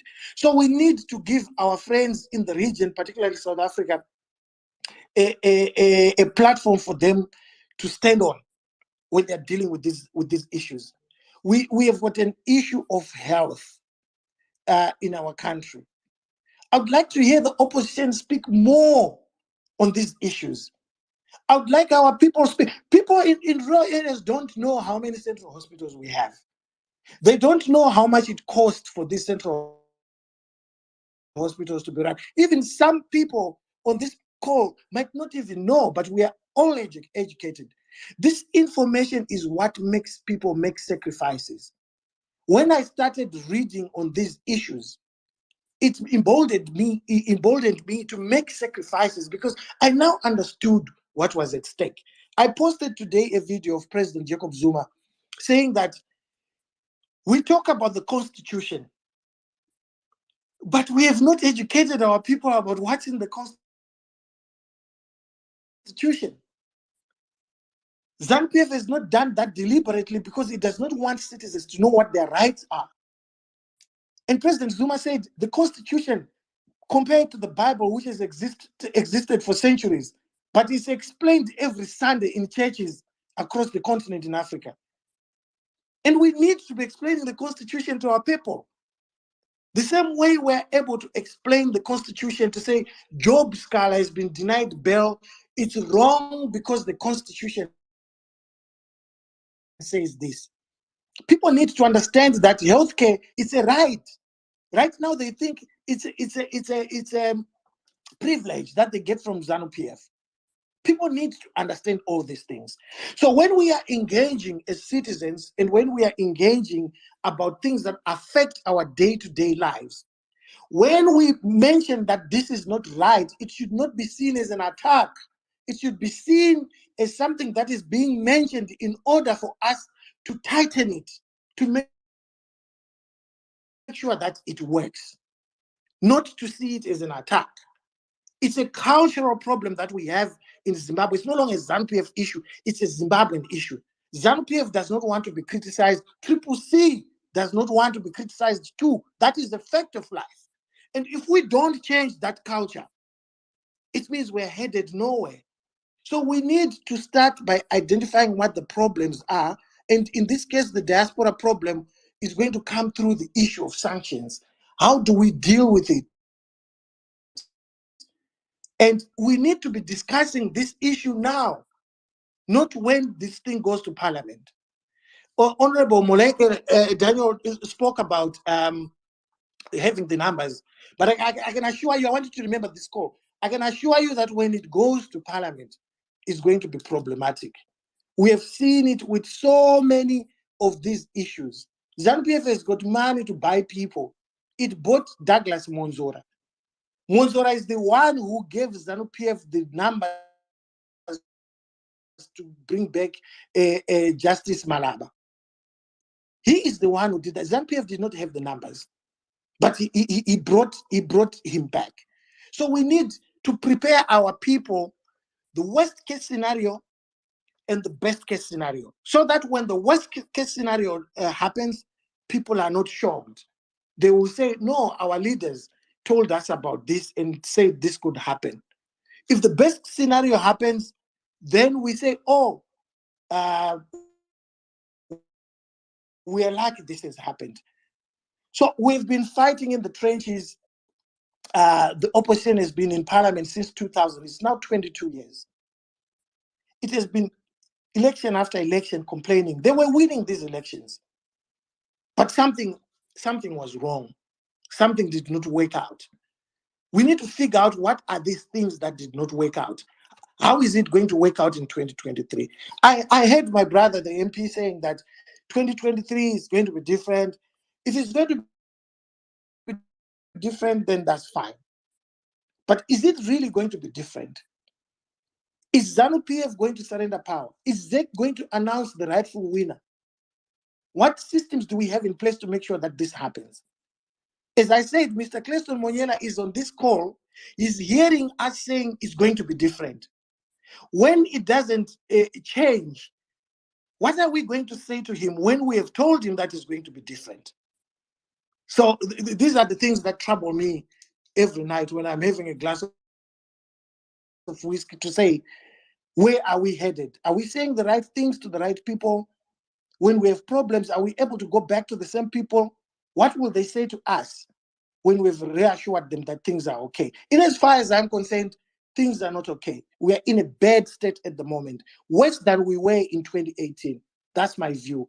I think in 2018, the playing field was far much better than what we have now. And I'm sure everyone will agree with me that people were not being beaten up in 2018. Chamisa was able to go everywhere he wanted to go. But today, Chamisa is not able to go, even to hold a rally even in a city. He's not able to do that. He has to apply repeatedly. If he tells you the number of letters sitting on his desk of rejection by the police for him to have rallies, it's a heap of letters. So in my view, my humble view, things are worse than they were in 2018, and we are in a very terrible state than we've ever been. In fact, 2013 and 2008 were much better than where we are at the moment. We've got over 1.8 million youths that turned 18 between 2018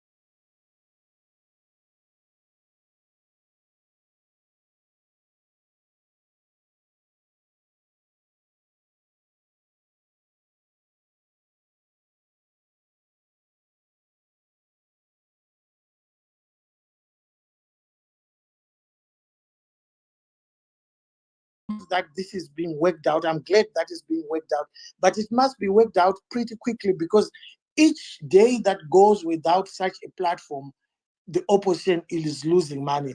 The $20 I could have given them last week, today I don't have it.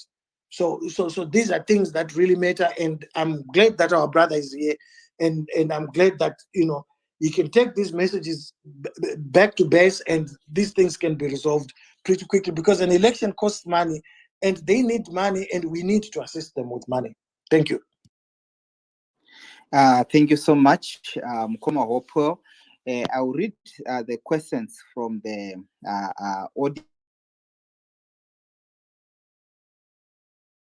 audience. In about 8 minutes, we'll be starting to the audience directly. We have about 13 requests that are there. So if you are not being given the mic, it's not because you are being ignored, but we wanted our guests to first finish. Then we start taking comments bit by bit, and we have our answers. So this question was directed to Mkoma Hopewell. The audience says, ask for me what Hopewell thinks about your Operation Mango, green outside and yellow inside. Will it ever work, or will it strengthen Mnangagwa and ZANU-PF? This was directed to you. Then there's another question, which comes from Triple C Wungu, which says, our question is directed to Mr. Clayson Monyela, since he is part of the participants. What is the South African government going to do to help us have the diaspora vote, since the government of ANC believes the crisis in Zimbabwe is born out of sanctions? How can they assist Zimbabweans out of the economic challenge that we find ourselves in? So we tried to offer the mic to Mr. Monyela, but he didn't pick up. But I think if he's in the audience, he's hearing the questions, and maybe you'll be able to send us an answer either via inbox or during another platform. We're going to keep the question. Thank you so much. I will give this time to Honorable Molokele to respond in 2 minutes, then Mambo Shoshe in 2 minutes. Then I will start taking the audience. Over to you, Honorable Molokele. Thank you, Zico, once again for the opportunity. I think the first point that I need to highlight, and the diaspora needs to be very careful about this. There is something important about being down to earth, because there are assumptions about how the political dynamics go in Zim, and I am a good example of a person who spent almost 15 years outside the country. And in the last 5-6 years I've been in Zim, I'm able to see the different perspectives and how difficult it is to explain to someone in the US what are the real issues that are happening, because they are mostly informed by what they read, and it depends then on who is the source. So it affects their opinions. But what they see and what they feel about the situation is not necessarily similar to the reality on the ground. I think one of the assumptions is that the Triple C is not doing enough, is not being addressing these issues. But who will take us seriously as a party, especially at international diplomatic level? If at every opportunity we go to Twitter, we go to Facebook, and give updates of what we're doing. Because diplomacy by its very nature is not a public process. So we do have, for example, our interim Secretary for International Affairs, Gladys Hlachwayo. She's not supposed to come on Twitter and update people on what she's doing, because it defeats the purpose of being a diplomat. But she knows that there are issues, and she has to engage countries. And it would also be breach of protocol or procedural to expect elected public officials to just pronounce on any issue at any time they want. There are processes involved. So it's very important for the diaspora to understand that. There is hunger for information to get what's the latest, but some of the information at a strategic level is better left unsaid in public. And in the long term, it benefits the country if we do not necessarily publicize whatever we're doing.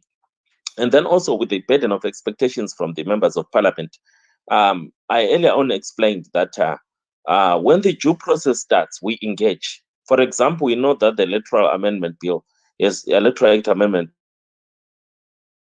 bill has not yet been presented to parliament. So when the time comes, we'll engage it. Yes, it's nice to talk about it on Twitter and Facebook, but the bottom line is we need the MPs to be ready to debate the bill when it comes. So we're working around, workshopping around them, and we're keeping them with different partners that will not go on public and say, this particular partner is helping our MPs. It's the same with the patriotism bill that Tuneo mentioned earlier on. It does not exist physically. I don't think even is there at cabinet level. So it's just been a motion in parliament, which we have debated heavily to an extent. In fact, my most publicized speech since I became a parliamentarian was in March last year around the patriotism bill motion. But the actual document has not yet been presented to parliament. So when it comes through to parliament, we'll definitely give it our best shot and we'll engage it nuts and bolts, toe to toe. Having said that, I want to go back to the point around the role of the opposition in terms of voter registration. There is a strategy that the opposition is pulling out, but the advantage of that strategy is not virtual, it's actually on the ground. And I'm happy that so far my impression is that it's coming out well.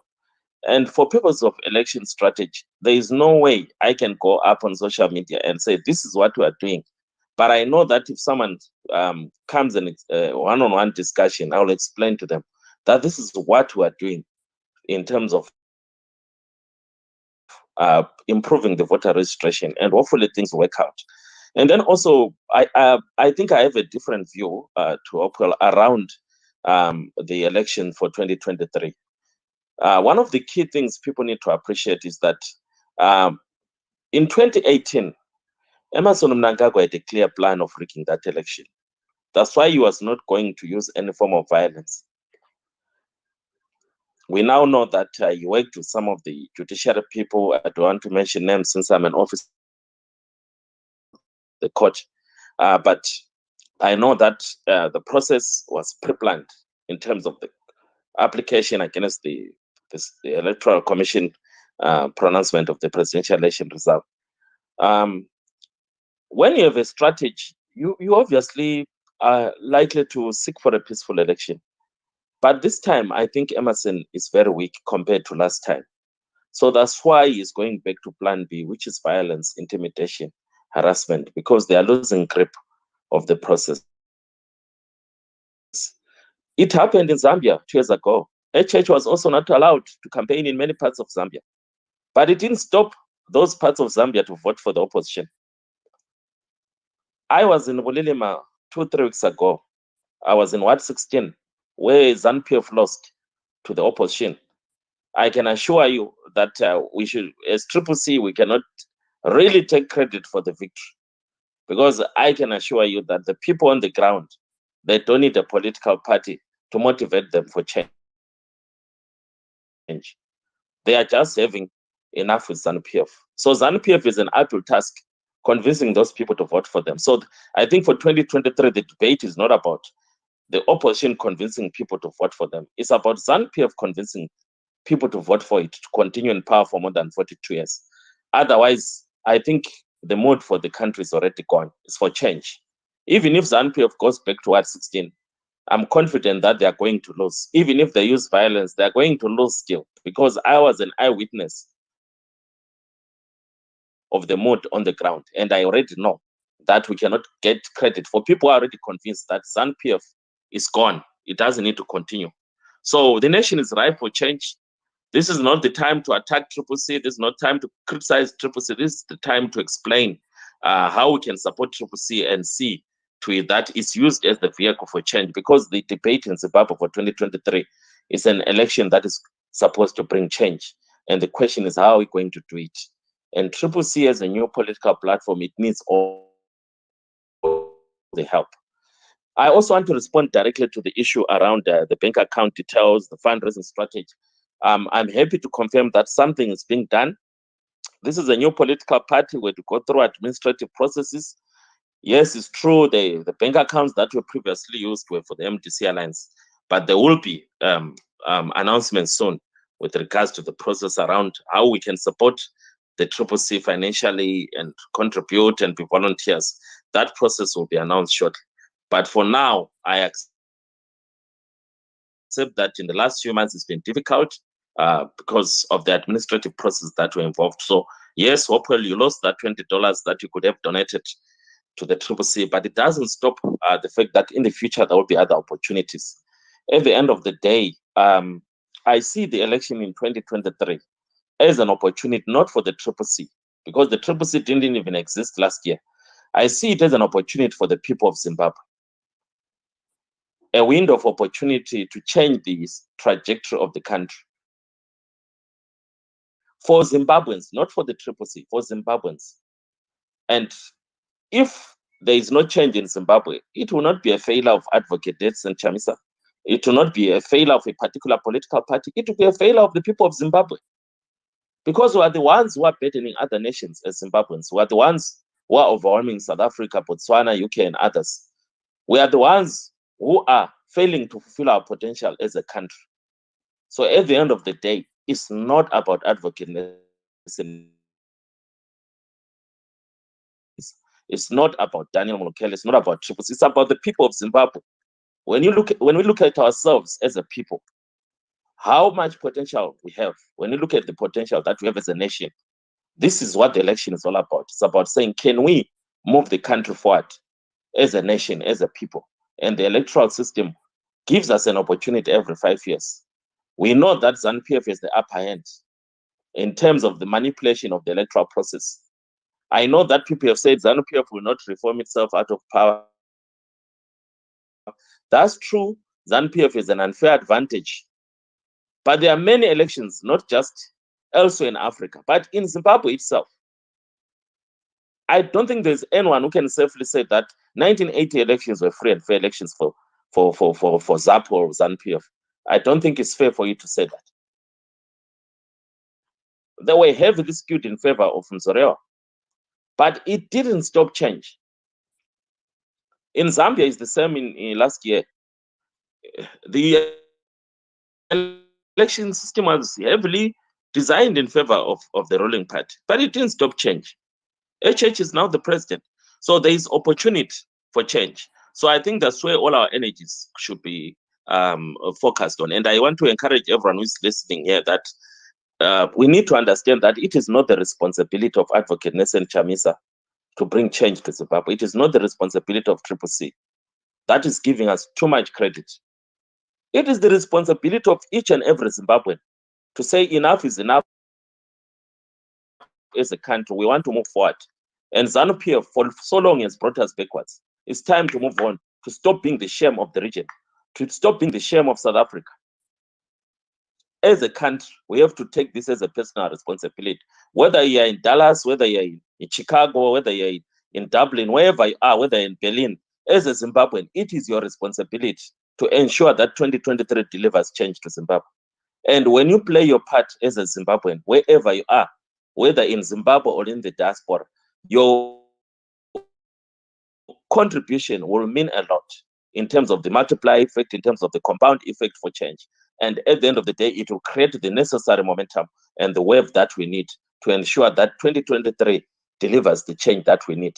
Yes, we'll use Advocate Nelson Chamisa as our political vehicle for the presidential election. Yes, we'll use CCC as our political vehicle for the local government election, for the parliamentary election. But at the end of the day, the biggest beneficiaries are the people of Zimbabwe. The fact that they'll have an opportunity to start afresh as a nation. I'll stop here for now, Chico.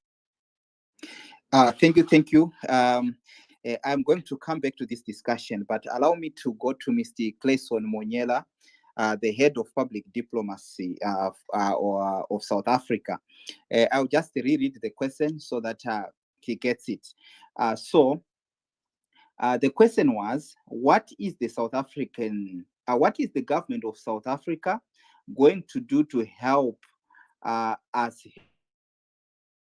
have the diaspora vote. Since the government of ANC believes the crisis in Zimbabwe is born out of sanctions, how can they assist Zimbabweans out of the economic challenge that we find ourselves in? But before that question, Hopewell had also asked a question whether you have been engaged either by the ruling party or by the opposition, especially the opposition, whether you've been engaged about processes around elections, and if such engagements are taking place, what is South Africa going to do about it? Over to you, Mr. Monyela. Thanks a lot, my brother, for the opportunity to speak. It wasn't my intention to speak. I thought I would just be in the meeting and listen and benefit from the discussion. But now that there are questions that have been raised, I shall try to respond to some of them, but you must understand the constraints within which I'm operating under, given the nature of the discussion. So you'll have to pardon me. I may not necessarily satisfy the people who are asking the questions in terms of what I'm going to say. Secondly, to say I think this is an important discussion and very timely, and some of the things that are being said here, for me, are quite encouraging. The without divulging much, but I think you would know that as a country, South Africa is very um, interested in what is happening in our region. It is now interest, South Africa, for Zimbabwe to once again be stable, for the economy to work and benefit the people of Zimbabwe and the entire region. Um, uh, Zimbabwe was the breadbasket of the region at one time.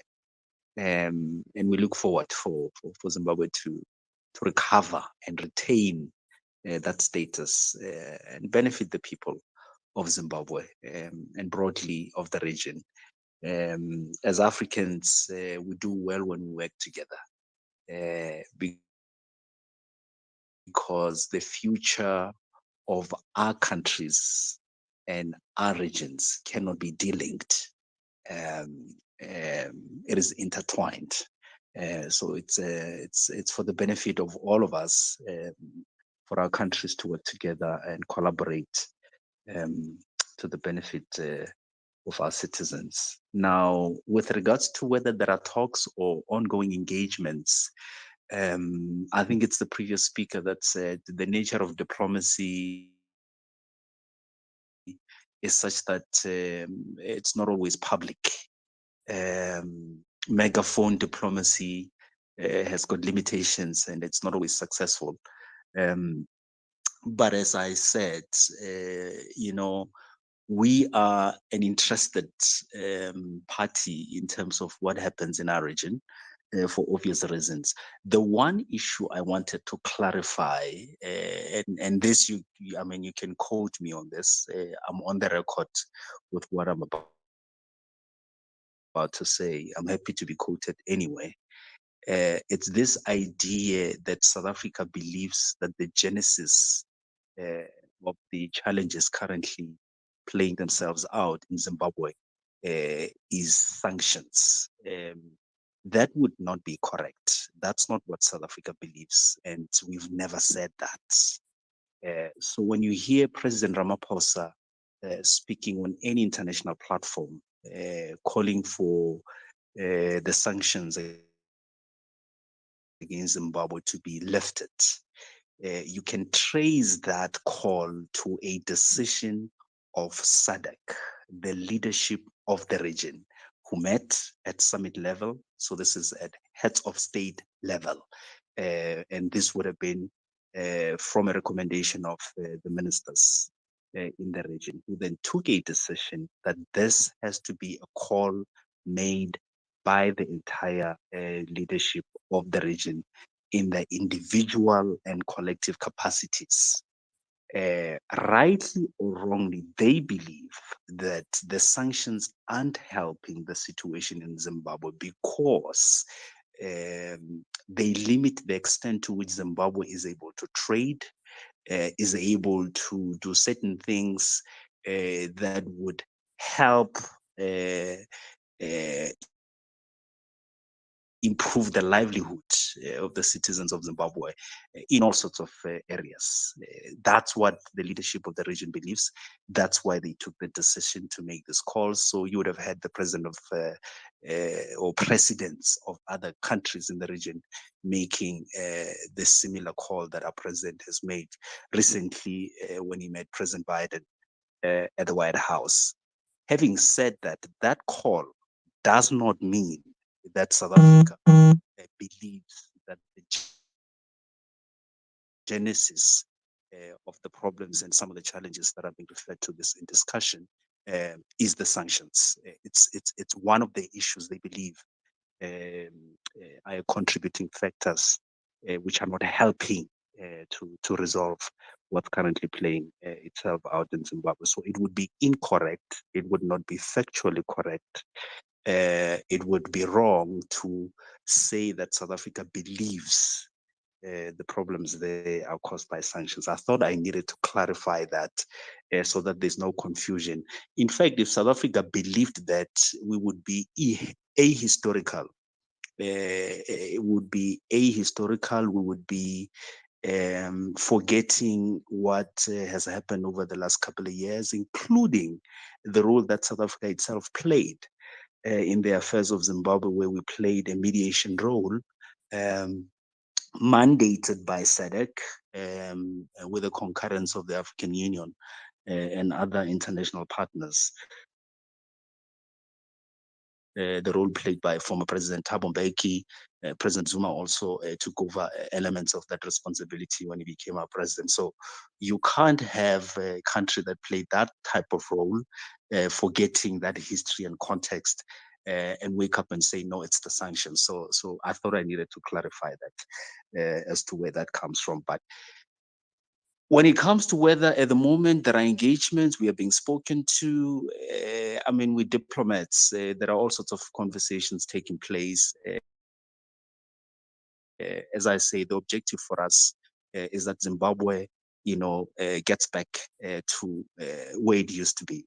Its rightful place as important player in the region, in the continent, stable, economy working, creating jobs, and the people of Zimbabwe benefiting from that, and benefiting from the services that their government is supposed to provide to them, and the entire region also benefiting from that, because our futures as countries in the region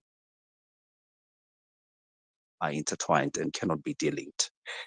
I'll leave it at that, but I'm happy to engage further if there are other matters that you'd like to pursue. Thank you very much.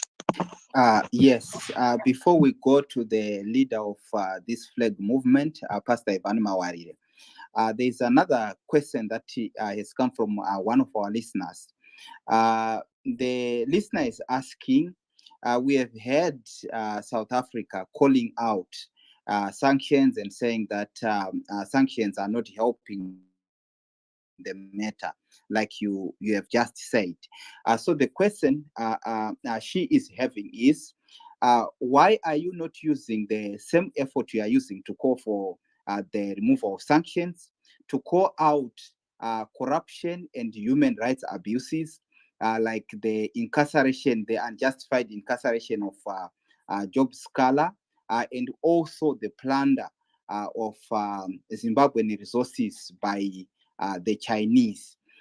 Are you, as South Africa, turning a blind eye to human rights abuses in Zimbabwe? That's the question. After you, we come to Pastor Ivan Mawarire. Go ahead, Mr. Monyela. Yeah, but I want us to also be, what's the word I'm looking for? To be honest in this conversation, and always remember that Zimbabwe is a sovereign country which jealously guards that status. So in diplomacy, it's frowned upon for another country to, and I'm going to use, this word that is used by everyone, to be seen to meddle, in the domestic affairs of another country. Tell you why I'm saying that. So play the situation in reverse. So South Africa has got its own challenges. I mean, we've just had State Capture Commission, the Zondo Commission, dealing with a number of issues. If you want to talk about allegations of corruption, at all levels of the state.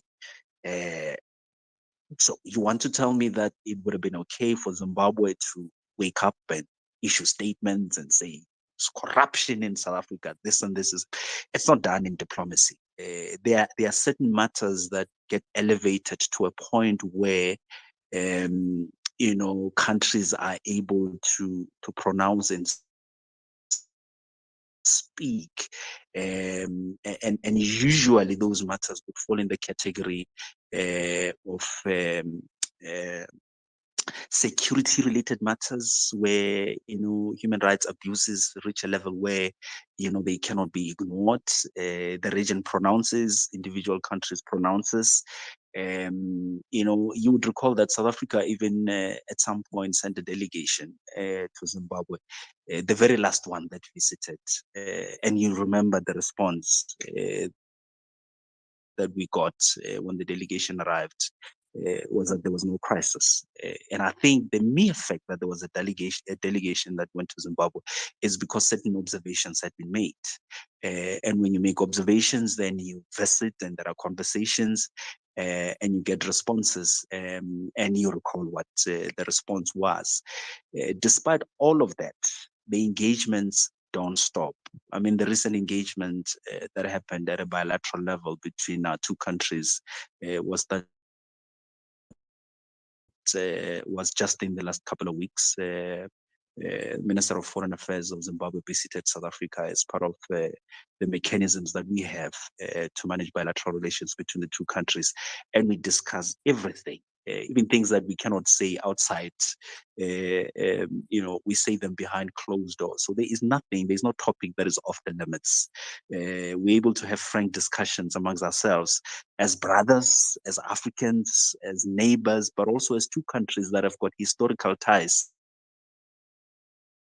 that you are all aware of.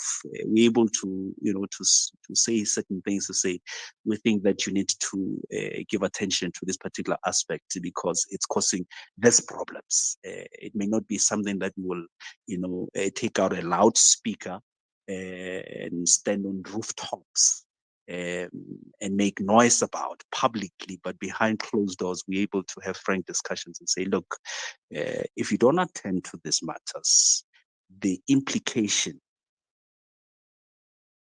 and the impact is this one.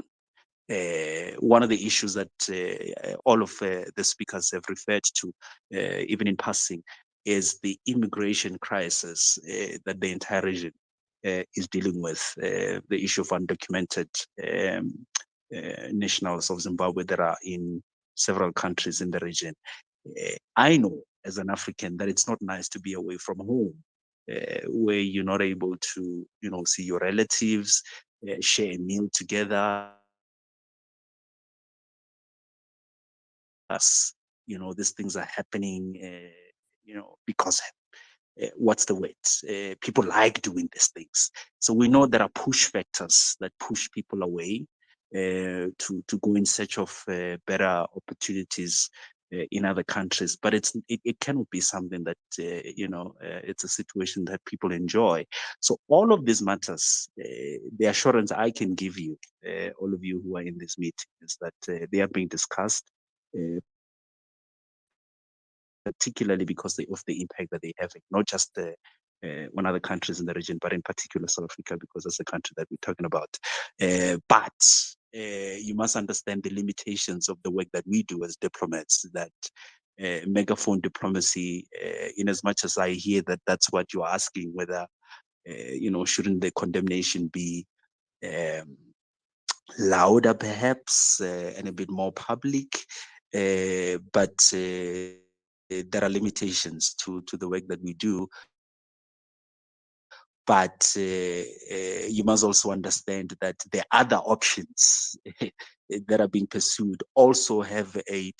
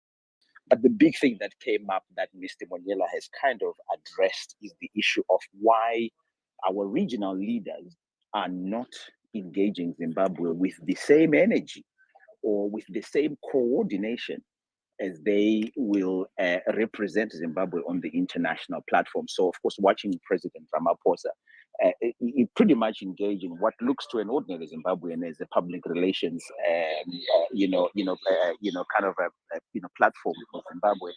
The concern is why would you not do that for Zimbabwe? And I understand what you're saying, Mr. Monyela, that it cannot be done because it can be then conceived as meddling. I think the big question that then bears answering is why does the region not come together and begin to speak on behalf of Zimbabwe? I think the speaking, as a single country may not, augur well, but as a region. I think this is part of what historically and our historical trauma as Zimbabweans that many people don't understand. We have never had the region speak on behalf of this.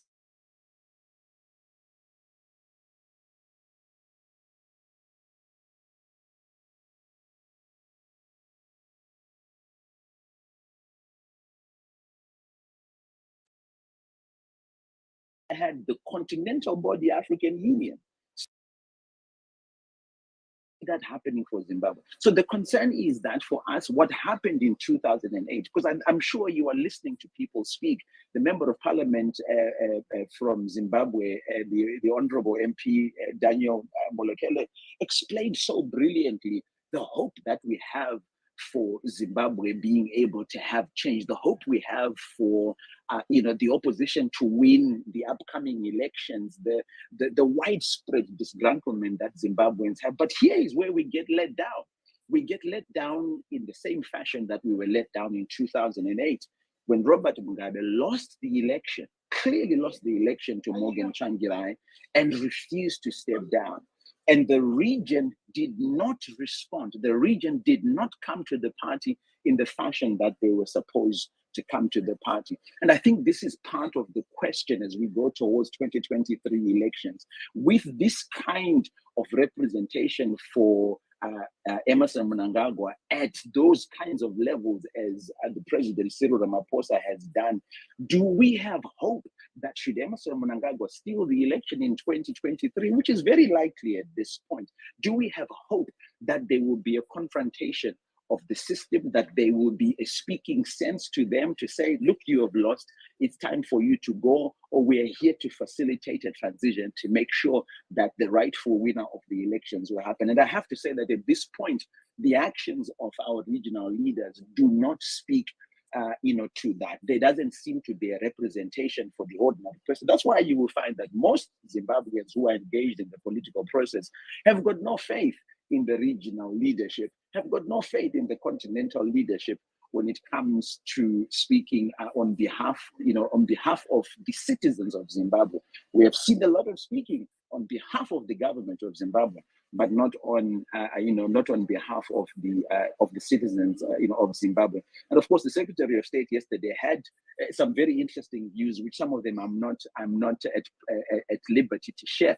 But along the same lines, which I believe that President Biden would have given to President Ramaphosa, that the region must get itself together and also confront ZANU-PF, or at least be able to sit down and begin to make demands of their own. And I'm glad with what you're saying in terms of the diplomatic process, that there are certain things of that nature going on. Now, in terms of the question that is being asked, when we began in Zimbabwe in 2016, 2017, 2018, all the way through to 2019, the last major mobilization we did, which we actually did together with the Zimbabwe Congress of Trade Unions.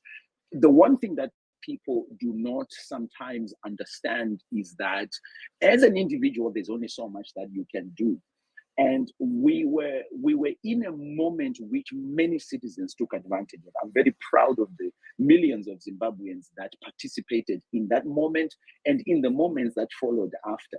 And one of the things that I hope people can appreciate from what we did with this flag citizens movement is that we gave birth to a new form of speaking truth to power, or at least we brought to the table another avenue in which the powers that be, the perpetrators of injustice, can be confronted.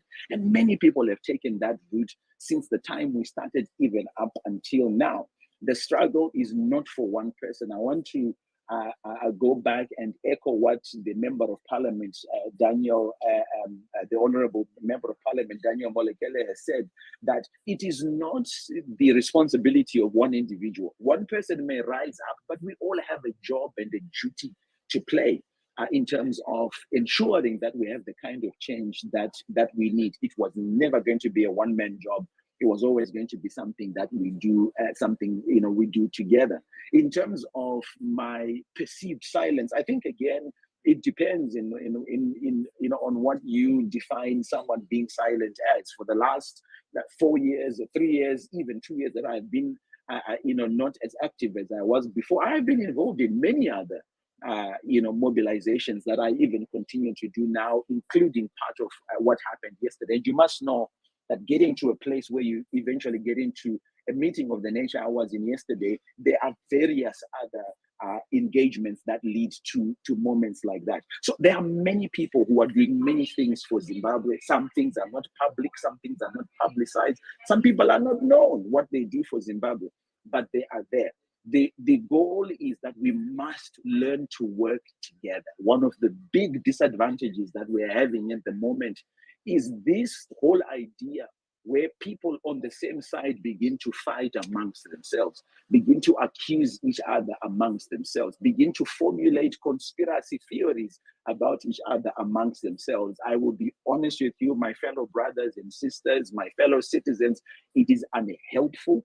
It only gifts those that we are trying to liberate ourselves from, and we will find ourselves in exactly the same place after the election is lost because we began to fight amongst ourselves. So I'm glad that many people have taken up different ways and different challenges of confronting the regime, and many more people must do that. And when there is a meaningful moment, we must unite around that moment, because that's what happened with this flag from 2016, 2017, 2019. We had meaningful moments, people recognized them, and we got around those moments. We must not drop that going towards this very critical juncture of the 2023 elections coming up. I'm going to yield the floor back to you, to my speaker, but thank you very much for having me.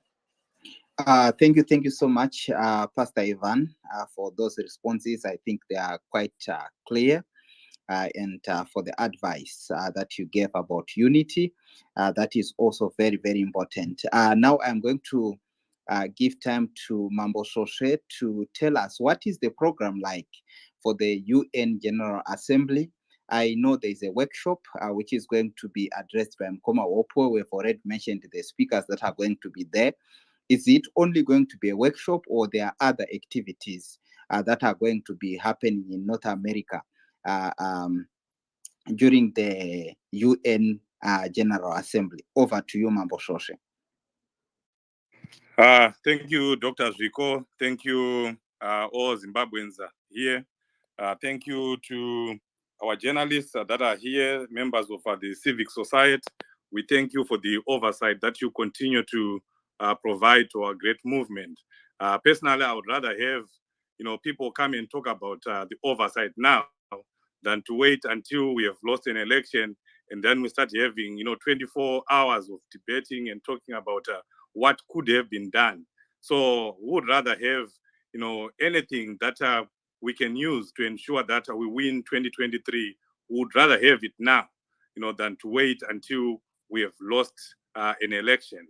2023 presents us with a great opportunity for us to win Zimbabwe for change. We need to deliver that change, and that change can only come if we are talking to each other, we are deliberating, we are united, we are together as Zimbabweans. We really need to be together. We really need to be united. So let's make sure that as we go towards 2023, we are working together as Zimbabweans. Honorable Molokele, thank you so much. Ever since you came to the United States, you didn't make it a secret that you were here and you are here, and you've been interacting with Zimbabweans in DMV area. Thank you for that. And I've been telling people that what you are hearing Honorable Molokele telling you in these meetings and today here on the space, is way less than what you're going to hear when you come to the United Nations, when you come, especially for the Friday night workshop, not a Friday night, Friday afternoon workshop, because we are starting at 2 p.m. There you'll be able to articulate more issues, and you'll also be able to ask more questions. Our leaders, when they are on Twitter, like he was previously saying, you cannot discuss everything on Twitter. And now you'll be here.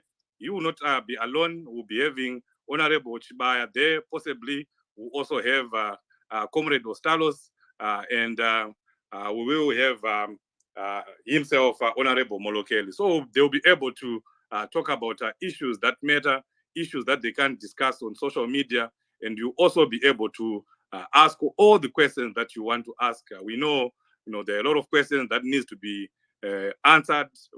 People ask us, some of them we can't answer them. An opportunity for you to talk about the leadership, to talk about structures, no structures. So if you are here, you're in North America, you're in Canada, you're in America, please buy your ticket so that you attend this workshop. You heard what Koma Hopewell was doing here. You'll be doing more when we come to Friday. And I know some people have planned to come on Saturday. We have more people on Saturday, but we'll definitely have less time on the dinner because we're having a fundraising dinner on Saturday night. But it's a time that we want people to interact, talk to each other, enjoy themselves, enjoy dinner and fundraise. So there won't be as many speeches as there will be on Friday. So Friday, you have a great opportunity to interact with all the speakers and the leadership of Triple C that will be there. And then the same day on Friday, after the workshop, we are planning to also have a citizens consultation forum. This is by public demand because people are saying we really want to have audience, especially with people like Honorable Molokele and Honorable Chibaya, so that they can, visit areas that they can't visit when they are on social media. And then in the evening, we have a bira. Mkoma Madzore will be there headlining other musicians that have already volunteered to be part of this event. You don't want to miss that event. We have tried to come up with a number of activities and a number of programs alongside the United Nations General Assembly and alongside our demonstration, moving away from the old adage where people would just come to the demonstration, woro wakongonya, wotamba, bam jive, and then tomorrow morning you are getting in a plane, you're going back to your state. Here in America, geographically, we are so disadvantaged. We have to travel. People have to buy air tickets for as much as $600, $700 for them to attend this event. So we said we want to add value to the event. We don't want people to just come and demonstrate. Let's put in other events, other programs that will make people appreciate coming to UNGA next time around. Of course, there won't be any next time around. I'm pretty convinced that next year we'll be celebrating President Chamisa coming in as president at the United Nations. We'll be there not to protest, but to welcome President Chamisa. But of course, as Hopewell said, there's work to be done, and that work, includes you coming to the demonstration on Saturday. If you are in Canada, if you are in America, especially those in surrounding areas, New York, DMV, Philly, Massachusetts, Florida, please, you are the people that we are relying on so that we have numbers at this demonstration. You know what will be happening. You have seen that ZANU-PF are also mobilizing. They'll be there in full force. Of course, we know that ZANU-PF doesn't have people here. They have to pay Black Americans here, bonders in New York. They give them $50. We know that there's evidence of that. They did it in the United Kingdom. They always do it at these UNGAs. But at the end of the day, what we see on social media, the pictures, everything that we present out there matters. Because if we are going to see, or the international community is going to see more Zimbabweans or more so-called Zimbabweans demonstrating for ED, and then just a few, Zimbabweans demonstrating against ED, it won't give, a good perspective of what we are saying. They will be saying, is this the person that they are saying is not wanted by his people? Look at what they are doing. So numbers matter. We need people. Please, if you are here on this space, you have not bought your ticket, buy your ticket now. And if you have heard, do not hear, and then just leave it to yourself. communicate with someone, talk to someone, encourage someone, share this information with someone, tell them, oh, Hopewell will be on Friday, Honorable Molokele. Let's talk about it. Word of mouth, is the best way of advertising. We need numbers. We need more people to come. This is our part as diaspora. We are always asking, Chamisa akanyarara kumusha Triple C akanyarara. They're not doing anything. Why are they not demonstrating? Now, this is on us. Why are you not coming to this demonstration and you are in New York? Why are you not coming to this demonstration and you are in Canada? You're only a few hours away. This is our part. This is the part that we can play and come to the United Nations and speak on behalf of the people that can't speak. Speak on behalf of Honorable Job Scala, Honorable Sitole, and the Nyatsime 15, who, when they decided to speak out, they were arrested. And many people today, as we are speaking, they can't speak in Zimbabwe because the moment that they speak, they are arbitrarily arrested. But you can come here and petition for Job Scala's release and the Nyatsime 15's release, just by coming to the United Nations and speaking out. I know a lot of people, they say, oh, demonstrations don't matter. Chief, we have been demonstrating for the past 10, 15 years. What has changed? I want to tell you that these things, these small things that we are doing here, even you coming here to this space, writing on social media, coming, defending the movement, defending the struggle on social media, the small demonstrations that we have had in Washington, D.C., our friends in the United Kingdom are always out there demonstrating. Those things matter. And I'm going to tell you that all those things that we are doing, they are going to come together. They are going to come together. So everything that we are doing right now is going to contribute towards what we are going to do in 2023. So please, let's meet in New York and let's tell others that there is this big event. See you in New York. Thank you. Thank you there, Mambo Soshe. For those who are asking, I can see those who are saying we are in Michigan. And when is this event? The event is on Friday. If you check on top in this Twitter space, we have shared a tweet with the details, which is saying, please join the Democracy Workshop in New York.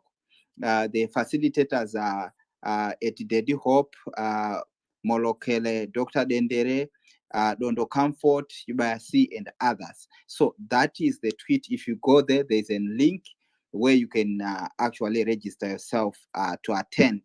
Now we have started taking our audience, so all our speakers be ready to answer the questions. So when you come, just ask a question. Please, not comments, but questions. So we start with Dobbs. Dobbs, if you can go ahead and ask your question, one question per person, because we have got a lot of people waiting. So over to you, Dobbs. Go ahead. Many thanks. My question goes to Honorable Molokele. It's about the way how he presented the last statement about the account, to say we understand that it's our duty to change the government, but at the same time we do understand to say it is up to that leader, to you as leadership, to give us that platform for fundraising. You might say it will become very soon, but the message which is discouraging people to donate is circulating and is increasing, and is coming from ZANU-PF pretending to be CCC and pretending to have the knowledge that the money have been misused, stolen, or all other issues is going on WhatsApp, Facebook, being in Botswana, Joburg, and other countries. That message is just a circulation. And the other issue I wanted to ask is about the ongoing voter registration.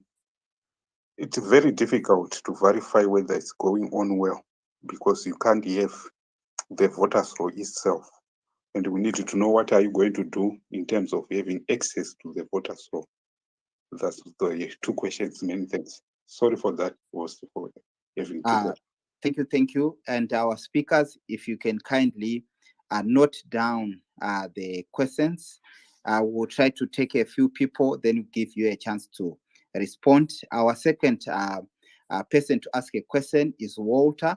Walter, can you go ahead and ask your question? Okay, I've been holding on since the show started. So anyway, I've a kind of a comment and a question to Clayson, who says that the ANC cannot do anything. Yet the ANC, they went to court for the Campepe report, from Becky to Zuma to Motlanthe, and the so-called racist party in South Africa, the DA, actually went to court to get that report released, which showed how bad the electoral violence was in 2008. And in 2016, Cyril Ramaphosa at the ZANU-PF, conference, he said by his own admission that ZANU-PF and ANC are twins that are conjoined. When they are twins, how is it possible that one twin can hate the other? So that's number one. And a comment to Hopewell. What is the guarantee that if Hopewell failed to read the mood in 2017 when the coup was happening, and he ran with Mnangagwa to suggest that in 2023 he's going to get the reading of the room right, if he failed to read the room in 2017? Thank you very much. Thank you, Walter, for your question. I think this is a question for our journalist, Mkoma Hopewell. Walter is saying you failed to read the room during the 2018 election. During the 2017 coup, are you able to read the room now? So we have a question to Mr. Monyela, Honorable Molokele, and Mkoma Hopewell Chingono. Let's take three more, then we get the responses. Let's go to the Princess of Vukururu.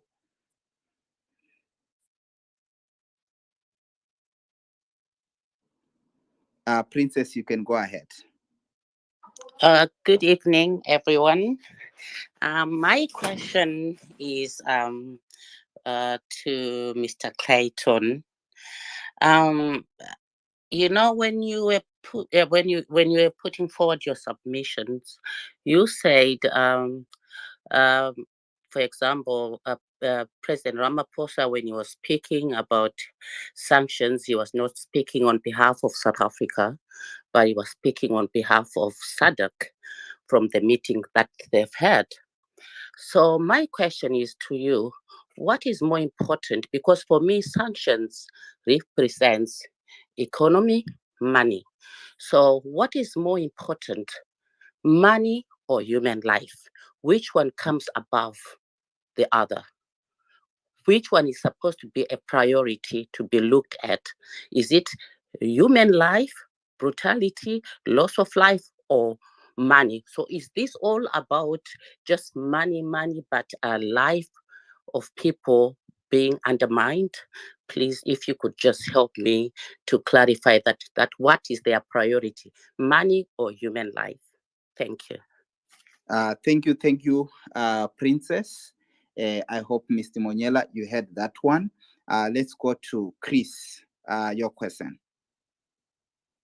Thank you. My question will be to Honorable Molokele first, to say, you said you are in Parliament as MDC Alliance. Does it affect the way the guys that are still on the banner of the MDC Alliance, does it affect your effectiveness in terms of delivering? At the same time, you are CCC, or you identify yourself as CCC, but on paper, you are MDC Alliance. And then the second part is to Mr. Clayson Monyela.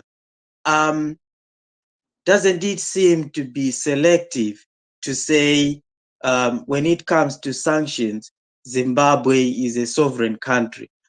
I mean, Zimbabwe is a sovereign country when it comes to when you are confronted on issues concerning human rights abuses. But then when it comes to sanctions, you can stand up and say, remove sanctions. Are you not being selective in how you conduct yourself? Thank you. Thank you, Chris, for that question. Taona, the last person in this round. We get responses, then we take the next round. Go ahead, Taona. Oh, thank you. My question is directed to Mr. Clayson Monyela. Mr. Monyela, over the past year or so, we have witnessed the African National Congress, ANC, government gradually and incrementally, in a subtle way as well, in an overt way, engaging in self-preservation mode, just like what any other political party will do if it finds itself in similar circumstances as African National Congress. By this self-preservation mode I'm talking about, we've witnessed African National Congress turning right, that is embracing a neo-Trumpite right-wing approach towards the issue to do with undocumented migrants in South Africa. This has been evidenced by the public pronouncement by senior ANC officials, such as the Minister of Home Affairs and such as the MEC for Limpopo province, coupled by the fact that we've witnessed the paramilitarization of border control on the northern side of Limpopo province. Therefore, does it mean that moving into 2023 elections in Zimbabwe, the African National Congress is going to have a vested interest in the outcomes of elections in Zimbabwe, considering the fact that an inconclusive and illegitimate and a contested election in Zimbabwe will have a consequential effect on the electoral fortunes of ANC in 2024.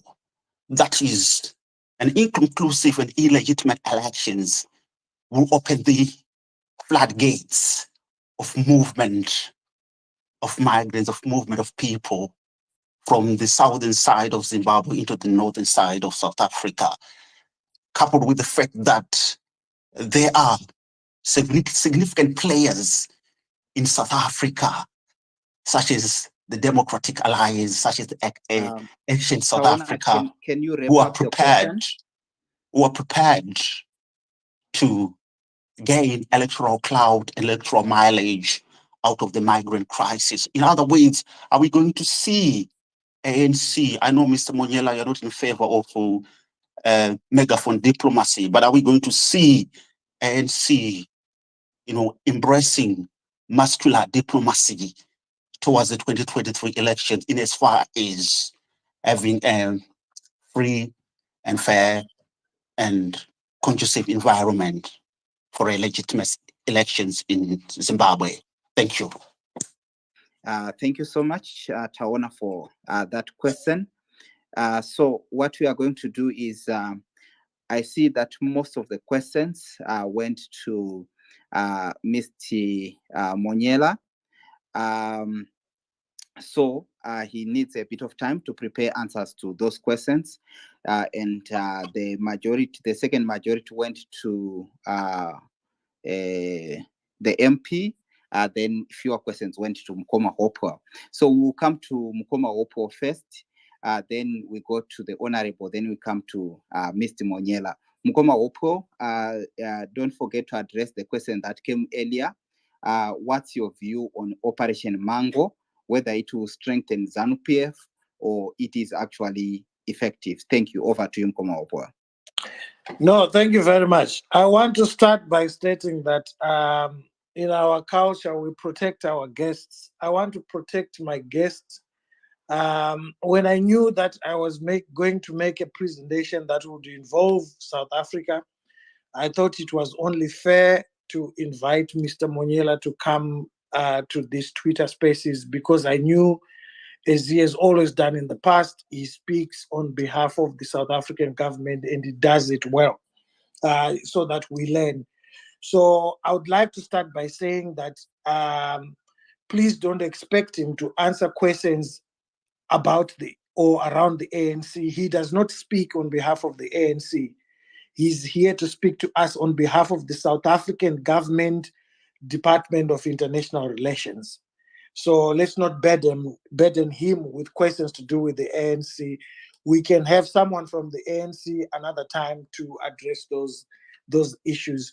We are actually fighting against that sort of approach where people in government address issues to do with ZANU-PF, the conflation of the state and the ruling party. So let's forgive him, and let's not ask him questions to do with the ANC. He's not here to represent the ANC. The second issue I wanted to address is that the issue of the car. I've heard it so many times. It has been addressed, but I feel as a communicator that it has not been addressed properly, because I've heard it being raised again today. I think the organizers should have been very articulate and explain to Zimbabweans that the money was raised, but they could not get access to the money, because that is what actually happened. Because every fundraiser in Zimbabwe, ZANU-PF folks try to get GoFund to block it, saying that it's money being raised for terrorism. That's what happened with that car. This is what has happened all the time. The money that was raised for Job Scala and Godfrey Stole, we raised that money. It was ready 3 weeks ago. Their wives only got it on Sunday, because again there was a block that was put there. So I was so upset seeing people accusing Nelson Chamisa, Triple C, the organizers. The organizers should simply come out and tell Zimbabweans that the money was raised, but there was a block that was put there. ZANU-PF is writing to GoFund on every GoFund that is meant for the opposition to block it, saying it's for terrorism, it's for this and that. And there's also an issue of OFAC rules, where they have to make sure that the money is meant to go where it's supposed to go. So because that car fund, I think it was about 120,000, it was a lot of money, it needed to be cleared. For me to send money from my UK account to another UK account, I can't send more than 5,000 US, if 5,000 pounds. If I want to do that, I need to go and make a special provision at the bank. These are things that the organizers should have simply explained, because they are actually written, they are found on the websites of these organizations. Now, the third aspect was the issue of 2017. 2017, a coup happened. I said that I supported the removal of Robert Mugabe. I have no regrets with his removal. No regrets whatsoever. What I regret is I thought these guys were going to be different. A lot of lies have been put out there that I campaigned from Mnangagwa. I never campaigned from Mnangagwa. If there is anybody who has got any evidence that I campaigned from Mnangagwa, please bring that evidence to Triple C Diaspora, and I'll donate 5,000 US dollars when I'm in New York to Triple C. If you have got evidence of me campaigning for Mnangagwa, I'm not stupid. I never did that. And I know that I would never have done that. So it's unfortunate that our people who run with propaganda from Jonathan Moyo to say this one campaigned for so on, and we are not incisive in reading to understand what actually happened. I wrote more articles, and that data is there online, supporting policies that were being put out by Nelson Chamisa. But what I also did was to point out the weaknesses. Each time I said that rallies do not mean that you are going to get the votes. I still maintain that today, because when you have loads of people coming to a rally, not all of them are registered. But Zimbabweans will then some Zimbabweans will then turn around and say, you are saying so because you support ZANU-PF. When I expose corruption against ZANU-PF, it doesn't mean I support Triple C. When I criticize Triple C, it doesn't mean I support ZANU-PF. There are so many people out there who don't belong to a political party, and I happen to be one of them. I've never belonged to a political party my whole life, and I have no desire to do so. I'm not running for public office. I have a right to put my views out there.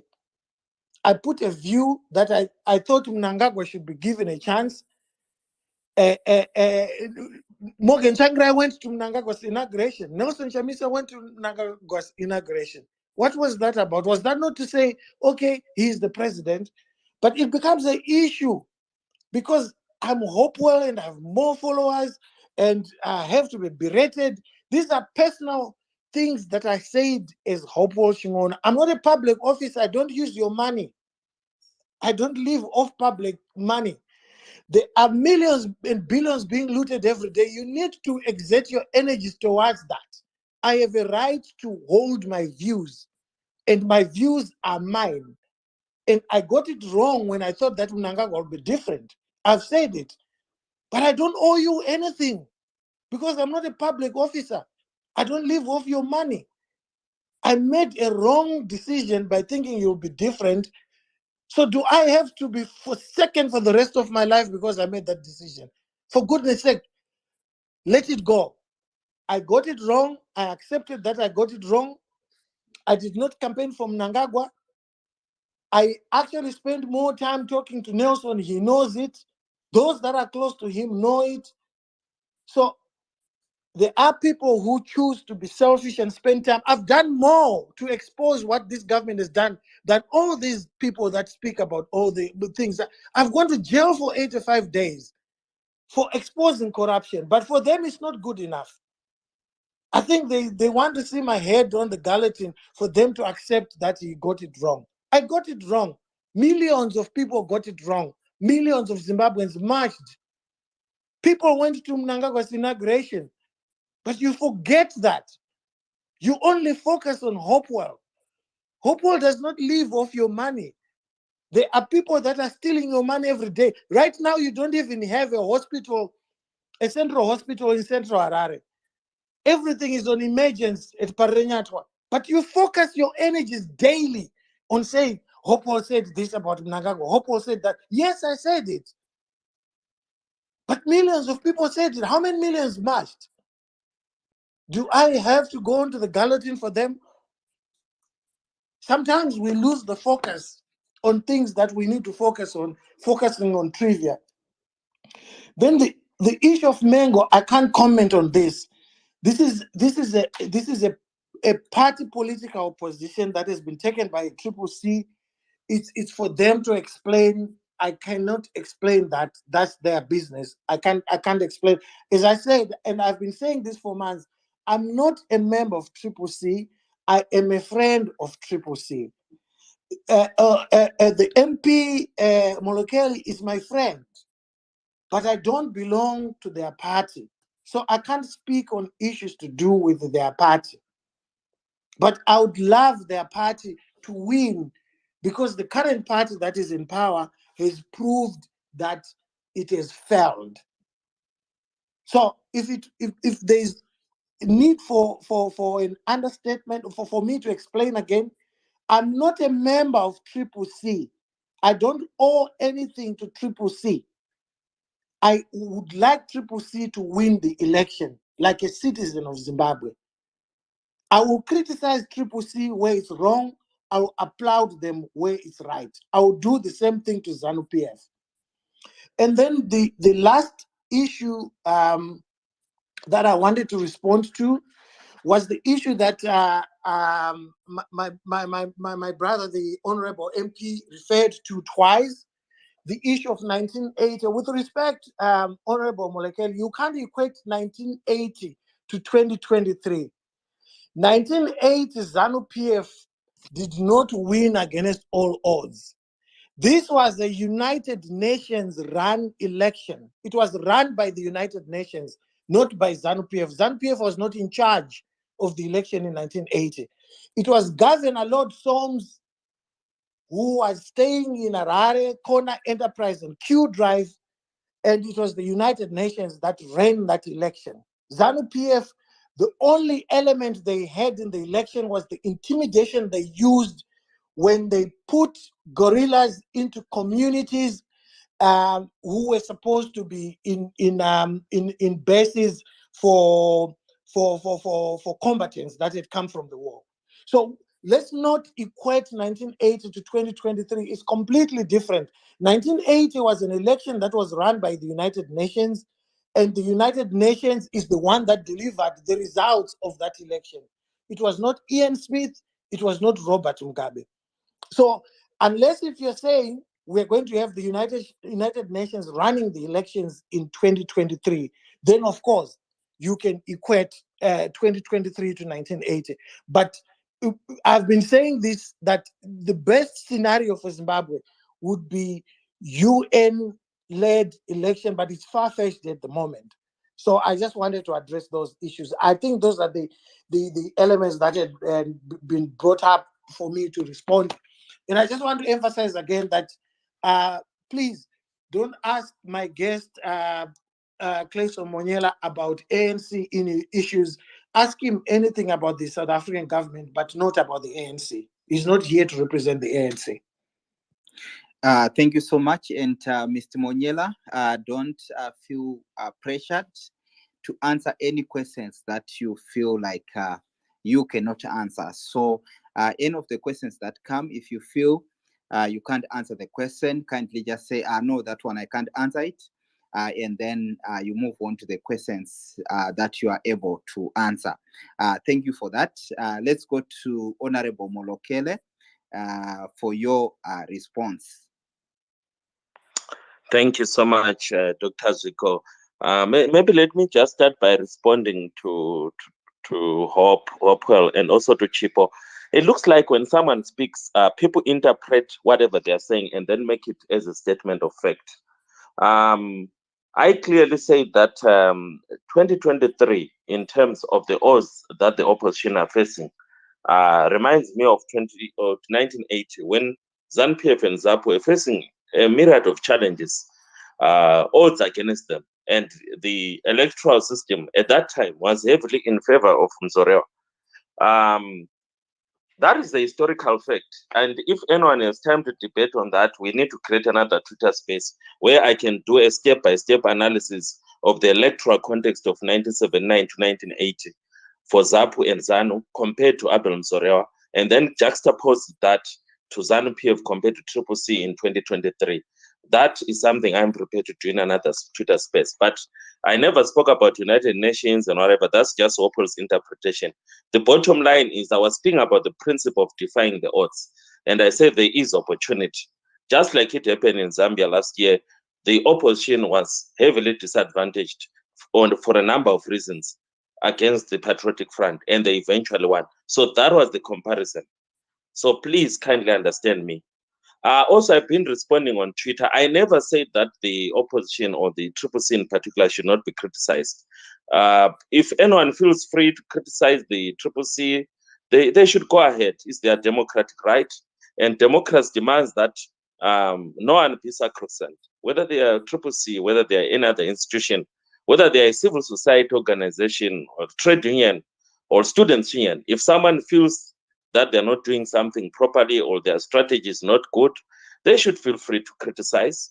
If they have to criticize a member of parliament like me, they should feel free. But I never at one stage gave any pronouncement to the fact that people should feel uncomfortable when they criticize the Triple C. The only time I was really emphatic was to say that when people are busy talking about the Triple C, when people are busy talking about Advocate Nelson Chamisa, they must not lose sight of the fact that the 2023 elections is not about Advocate Nelson Chamisa. It's not about the Triple C. It's about giving Zimbabwe an opportunity for a new beginning. So the responsibility for change does not necessarily lie with Advocate Nelson Chamisa only. It does not necessarily lie with the CCC only. It lies with all the people of Zimbabwe who want to see Zimbabwe progress as a nation. That was my point. And it's important in that context to ensure that we do not lose sight of the bigger picture, that the big challenge of our generation is not making sure that the opposition is perfect before it gets into government.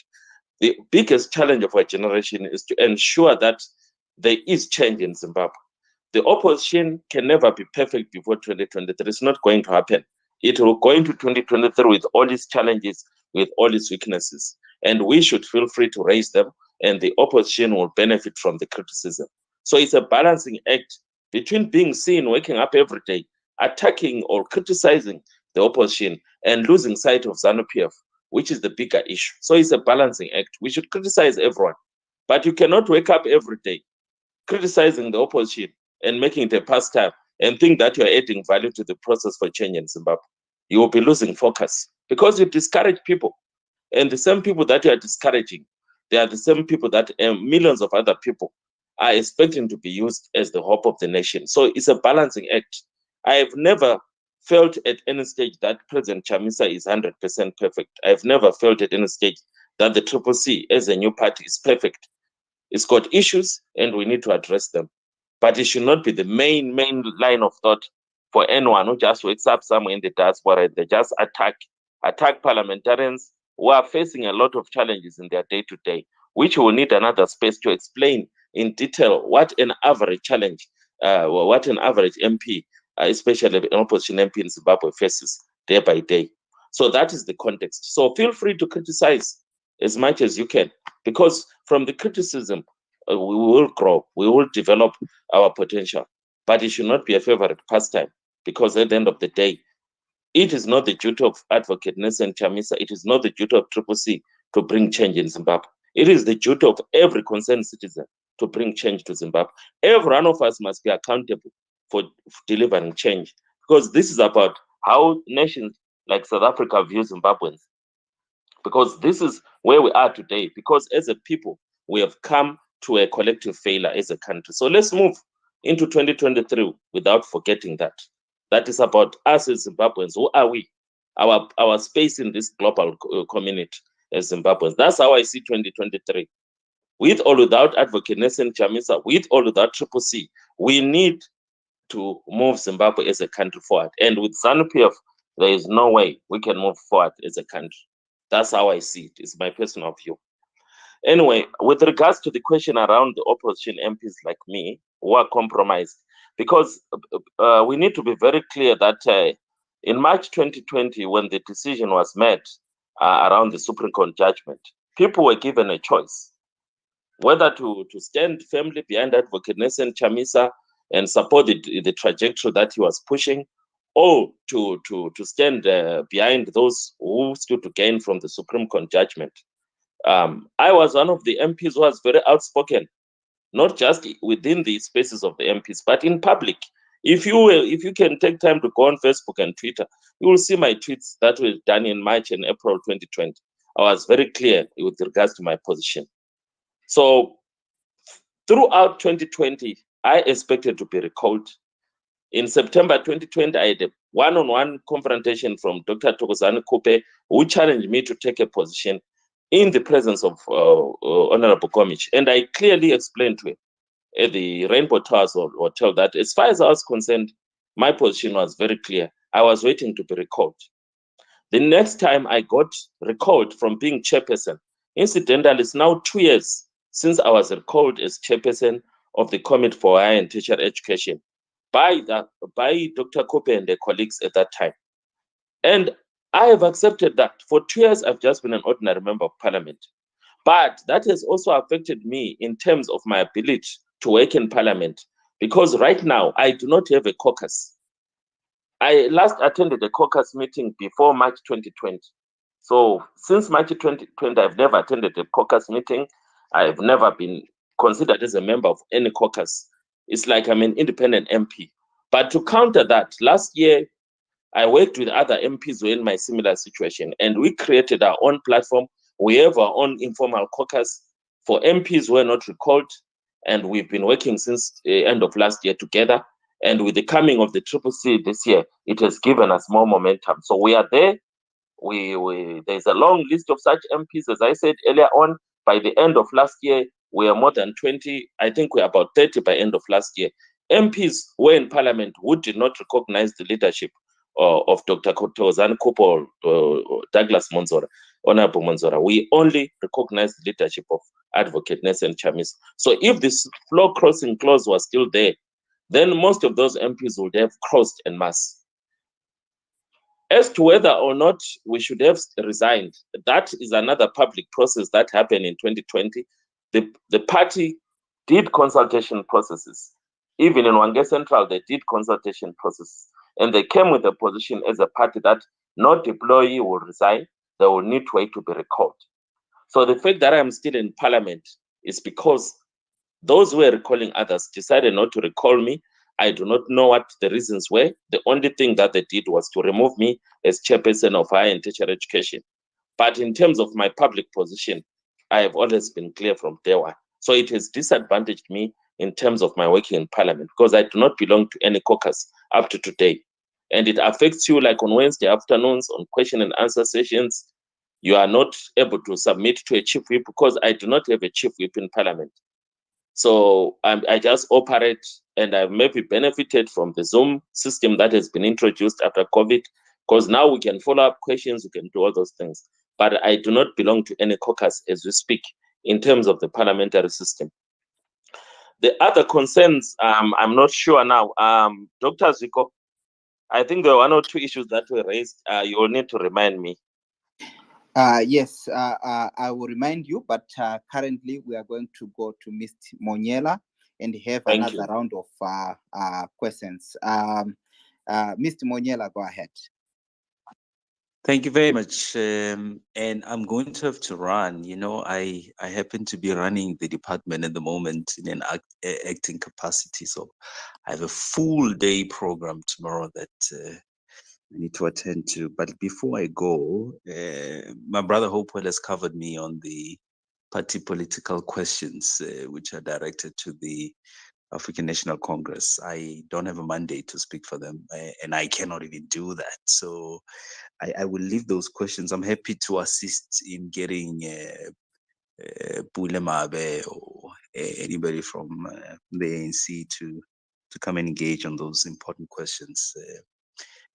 But let me just say two things before I go. That one, I'm receiving feedback, and it's not the first time I hear this, that there is a lot of unhappiness in Zimbabwe regarding the decision of SADC on the matter of sanctions, you know, and the call that's being made now by the regional leadership, the various heads of state in the region, who are calling for sanctions to be lifted against Zimbabwe. I get a sense that there is a lot of unhappiness with regards to that decision. My advice, and it's merely a suggestion, is that the next SADC summit, when it does meet, in the same way that on the sidelines of UNGA, you're coordinating programs to make your voice heard, it may not be a bad idea when the SADC leadership meets at summit level, perhaps to consider letting them know how you feel regarding the decision they've taken. Democracy allows you to do that. Secondly, to say that from our side as South Africa, we continue not only to be interested in what is happening in Zimbabwe because of the obvious implications it has for the region and for our country in particular. So we will continue to monitor, be engaged, and have conversations at various levels with all the stakeholders, key stakeholders and role players. The work that we do as diplomats demands that we don't always put everything in the public domain.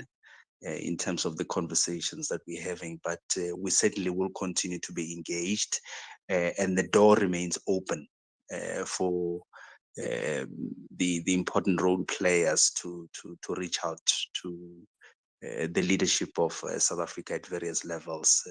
Some of us can, facilitate some of the conversations, or even have those conversations at our level, and ensure that messages reach structures that are empowered to take certain decisions that will, make a difference and move the needle in one direction or another. So that is the commitment from South Africa, that we are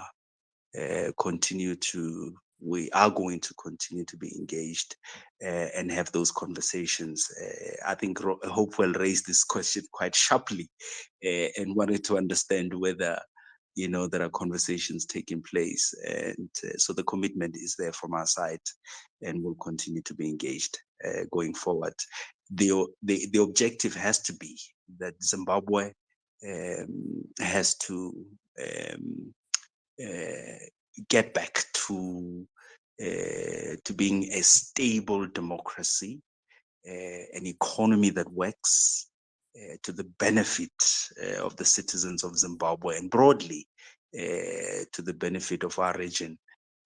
Because, as I said previously, there is no country that can hope to be an island of peace, of stability, of development, and progress alone, while surrounded by instability and all sorts of problems, including underdevelopment. It cannot happen. You will have all sorts of situations, including the ones that have been quite sharply raised in this meeting. So it's in our interest as South Africa that Zimbabwe succeeds, and will continue to be engaged in whatever process to assist that process. Yeah.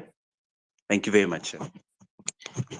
Thank you so much, Mr. Monyela. And for our new speakers, kindly note that Mr. Monyela, like he said, that he has got a packed day tomorrow and he will be running. So all your questions now should be focused on the democracy workshop. Maybe if there is one or two things that might be asked, maybe you will still be able to respond. But the majority of questions, if you could direct them to Mukoma Hopewell and to our citizen MP, Honorable Molokele. And in advance, let me say, in the next 26 minutes, at the top of the hour, that's when we are hoping to close the space. So just take a minute when you come, ask your question, so that we can be able to cover all of you before we go. Just a minute, then we move like that. Thank you. So let's start with the Zivu. 1 minute. Go ahead with your question. Thank you very much, co-host. My question is directed to Hopewell Chingono. Did Hope, you have been in jail yourself for months, and I want to know if you felt let down by the inaction of us, the masses of Zimbabwe. Do you feel that we betrayed you by not doing enough? And what is it that you expected us to do?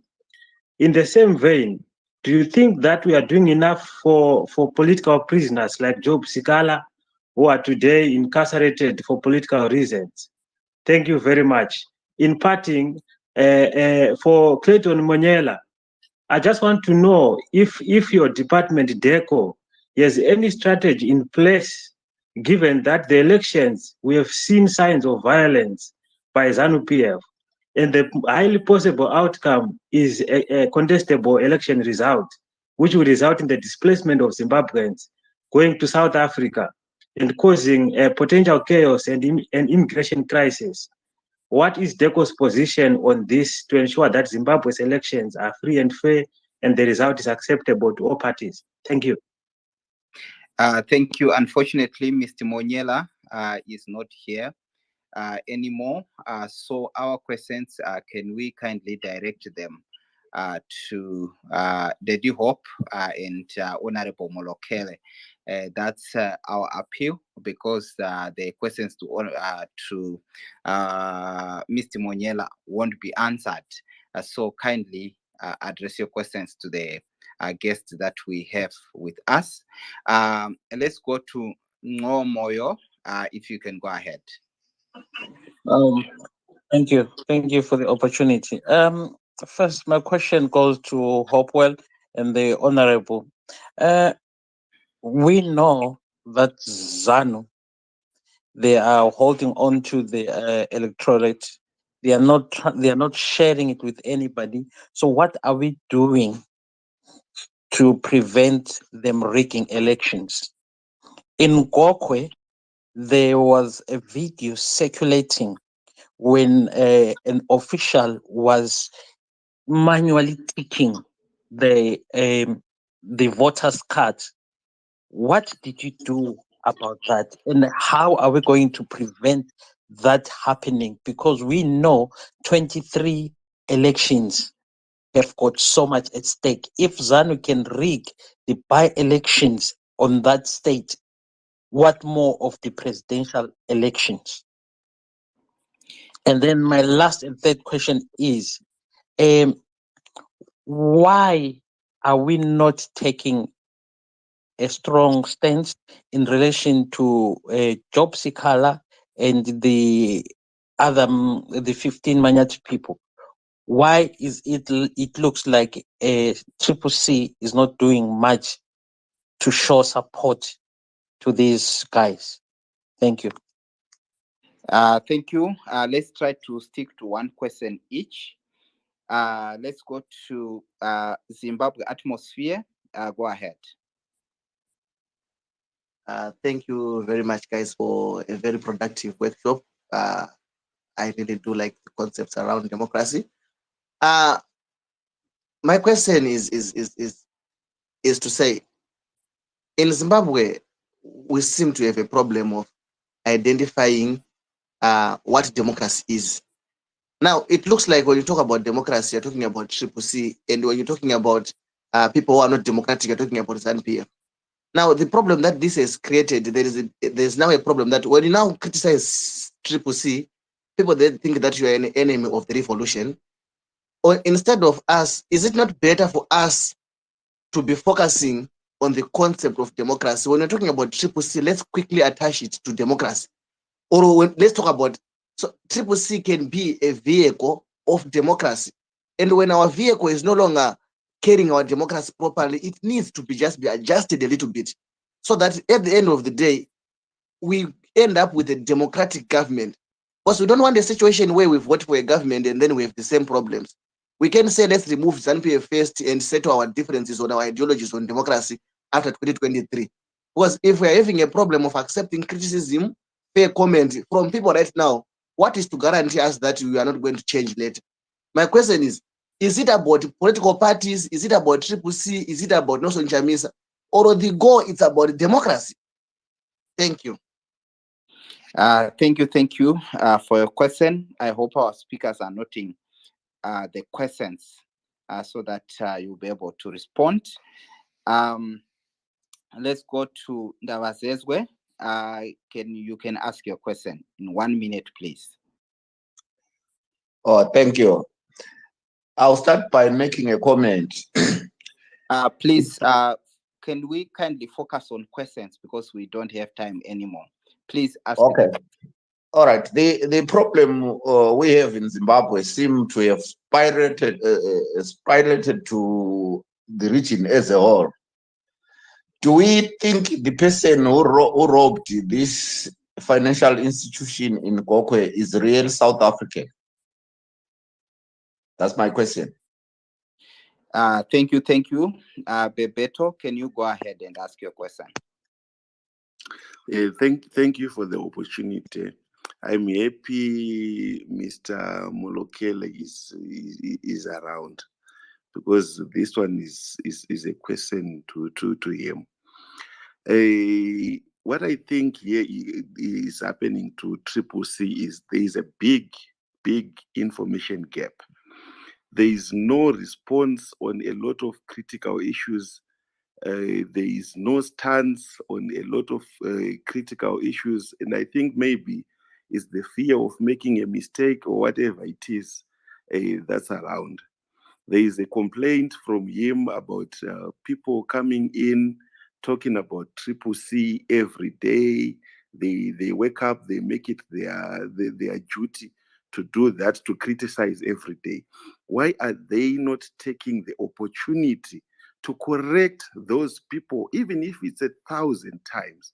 The more you say things to the people, the more they understand them.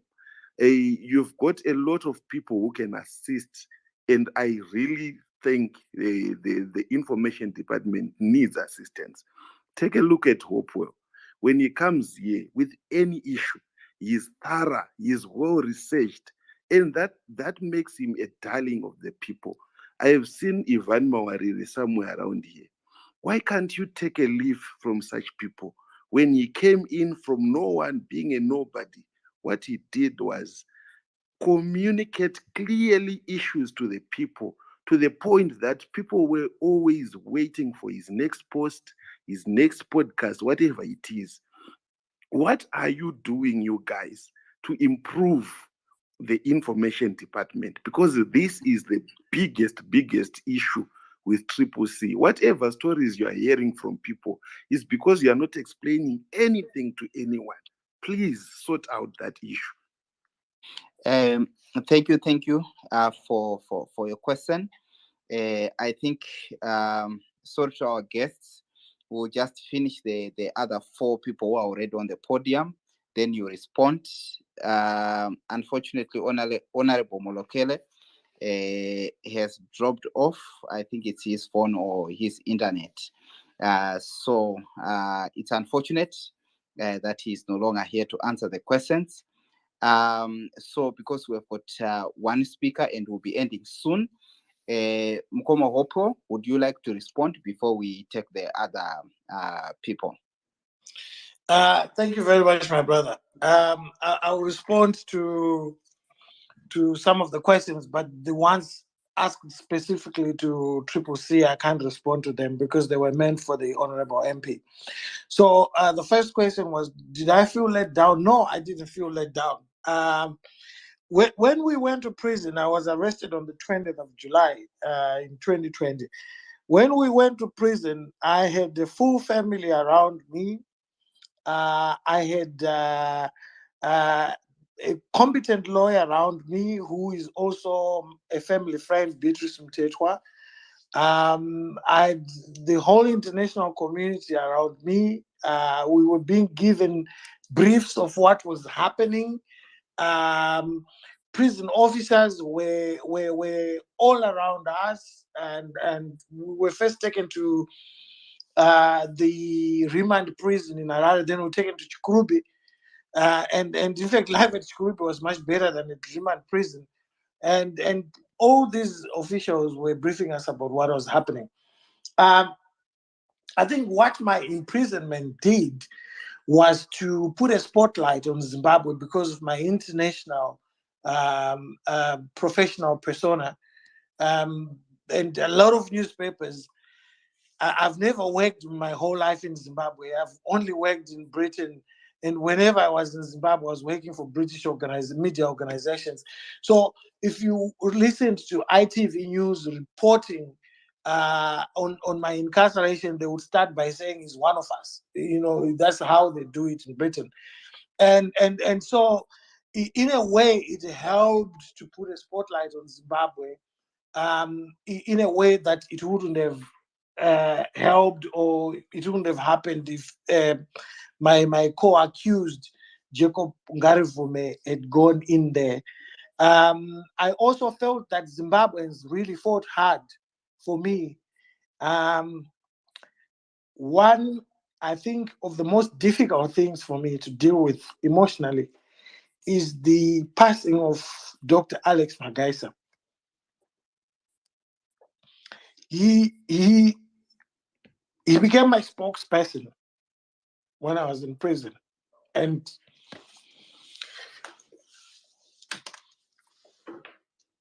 He is somebody who was in London, but he was there for all of us. So, my brother, I wouldn't say I was let down. I think people stood for us, and I think the Zimbabweans' lives matter hashtag was a pronouncement of how people stood for us. And it would be very disingenuous of me or Jacob or Job Scala, it was the three of us in prison at that time, to ever be so ungrateful to Zimbabweans. They were there for us. And it's something that I wish would happen each time people are incarcerated. And especially with the current cases of Job Scala and our brother Godfrey Stolle and the Nyatsime 14. Because there are some times when I feel hurt. There are some times when Mime Tetwa calls me and she's on the verge of crying. And she says to me, "Where are the Zimbabweans? I was in court today and the court was empty. So are they not standing with these guys?" And so when you see some of my outbursts on social media, they're based on cogent information that I have about what's happening. When I say to Triple C, you need to do more for your comrades, it's based on the facts that I am getting from what's happening in court. When you see the family lawyer for Job coming and talking about what's happening, Fred Masirare talking about the fact that the court was empty, it's demoralizing, you know. Um, it lifts you up when you're in prison to be told that there was a space last night about you and there were 1,000 people. It lifts your spirit. But if you don't hear anything about what your comrades or what Zimbabweans are doing, it puts you in a dark space. And it makes a lot of people that are just watching from afar, the silent majority, as I call them, wonder whether it's worth it to go and make those sacrifices when they see leaders going into court and the court is empty.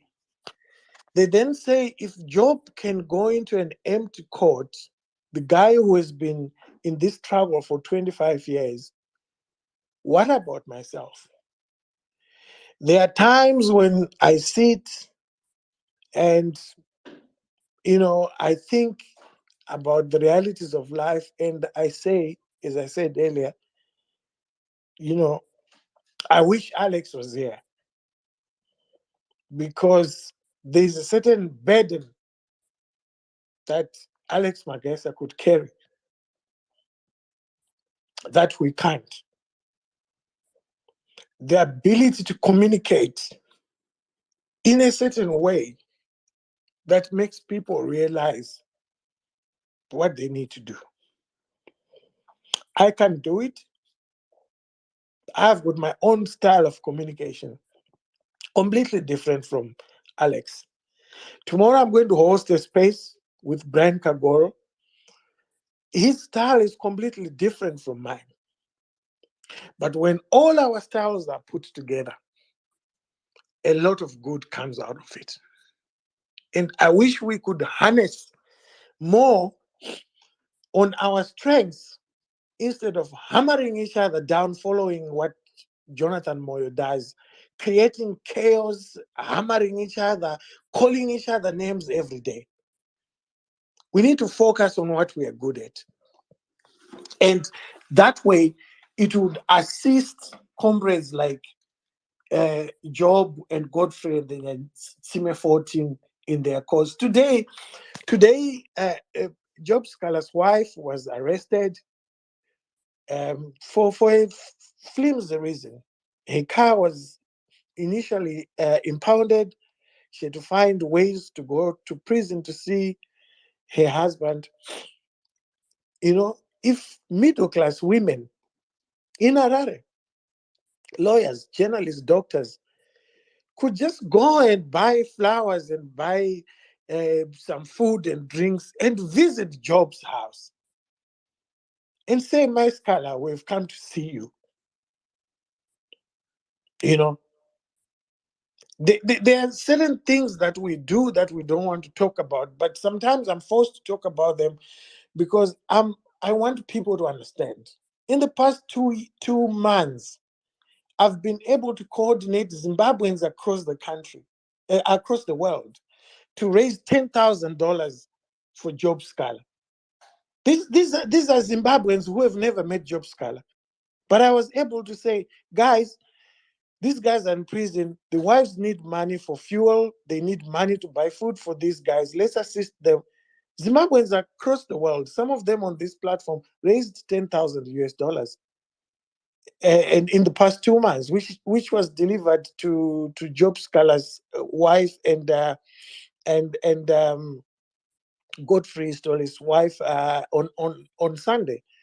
These are the little things we can do to make life easier for those that are leading us and are going through a lot of persecution. ZANU-PF is never going to let up.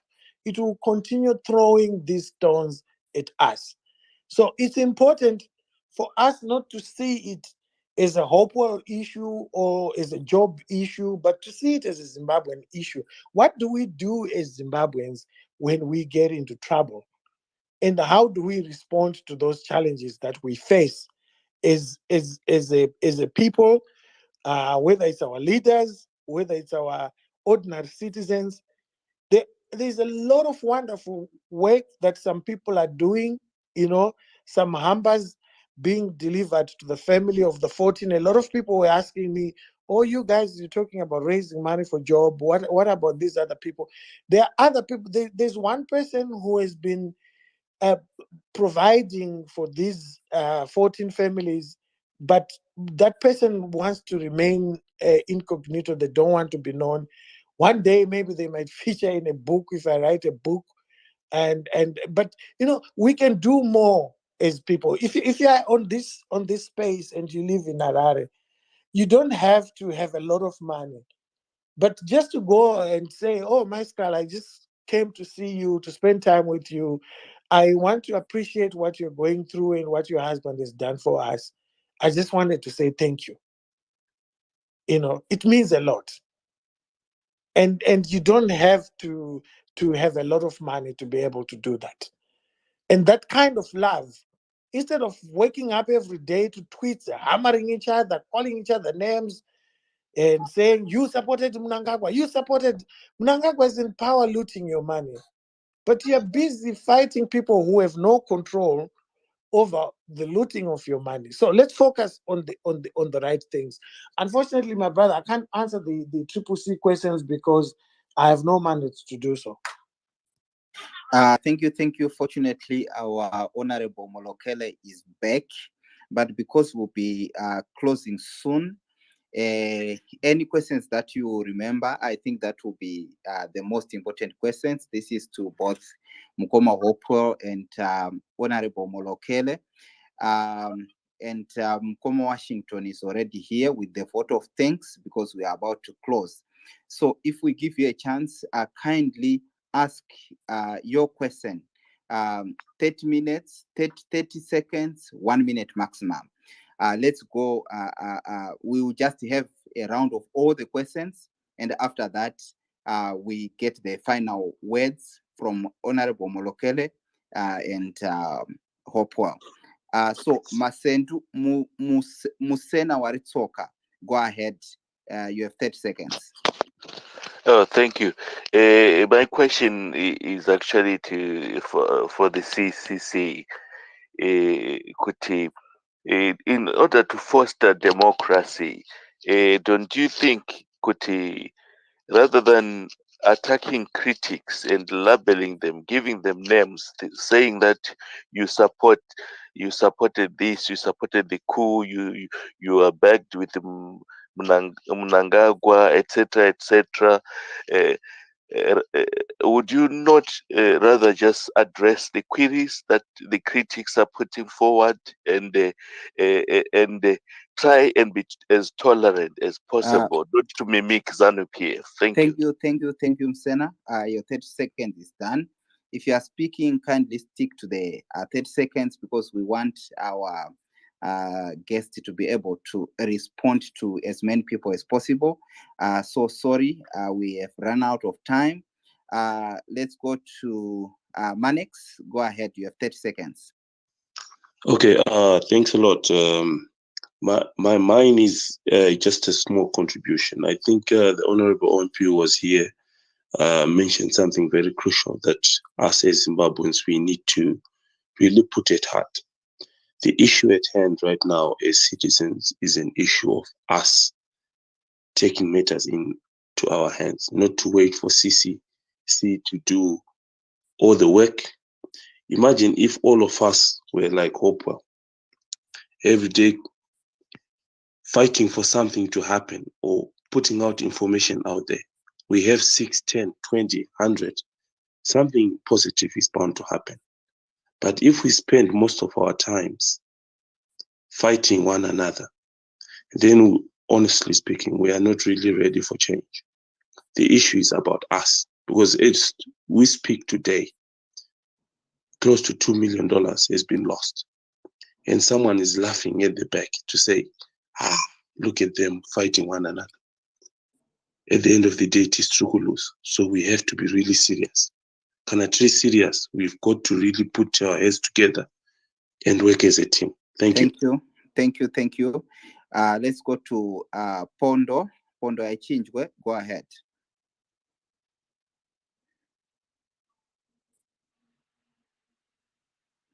If Pondo is not there, go ahead, +27, Adolf Ndlovu.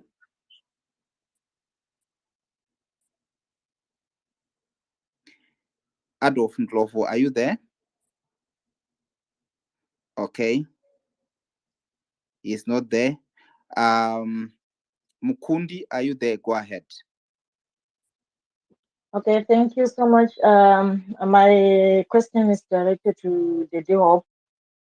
If you can just be a big brother to the youths and those who feel attacked by you by trying to give your positive criticism and trying to engage them right like from behind the scenes so that you can make sure that the fire that is burning up on social media is not going to destroy even the party or your status as well as an individual. Thank you. Thank you for that. I think that was a comment, not a question. Thank you. Let's go to Father. Father, can you go ahead? Father Paris, are you here? Okay, he's not here. Pastor, can you go ahead?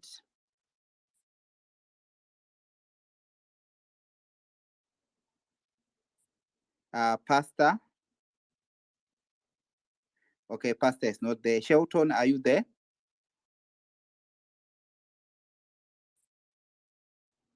Shelton? Okay. Ronald, are you there? Okay, it looks like all the guys that are up. I am available. Okay, go ahead, Ronald. My question is directed at Honorable MP Daniel Molokele. I think as citizens, much as we have a role to play, we also need leadership.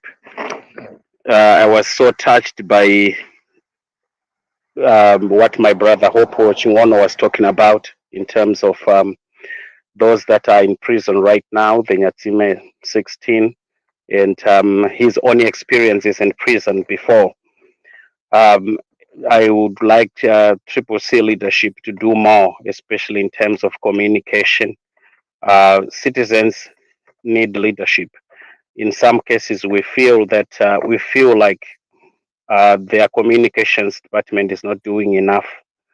Even in situations where, as opposition, they are supposed to take advantage.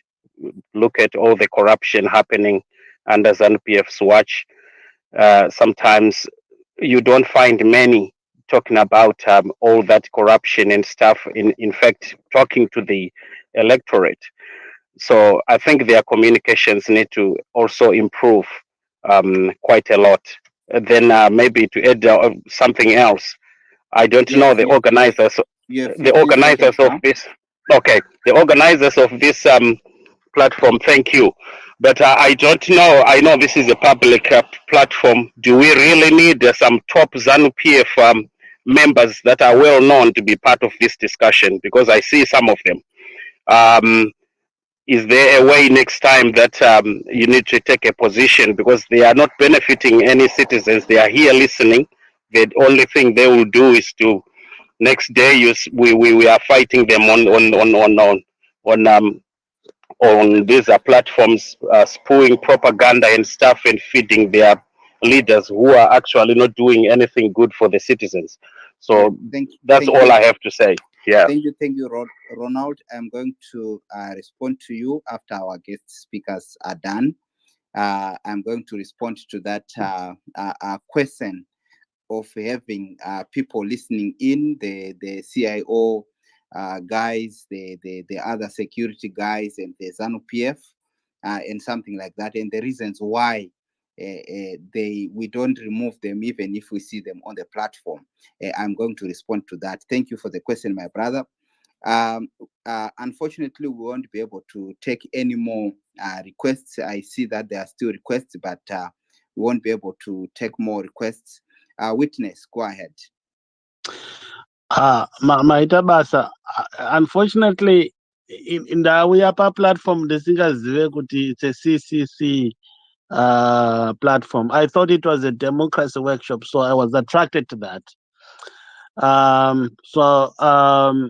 Maybe that gentleman was talking about some of us who are not members of CCC. So if you are not a member of CCC, you're obviously a CIO or ZANU PF or something like that. However, my can comment you was kindly go to your question? my question is, I understand Hopewell and the other gentlemen spoke about the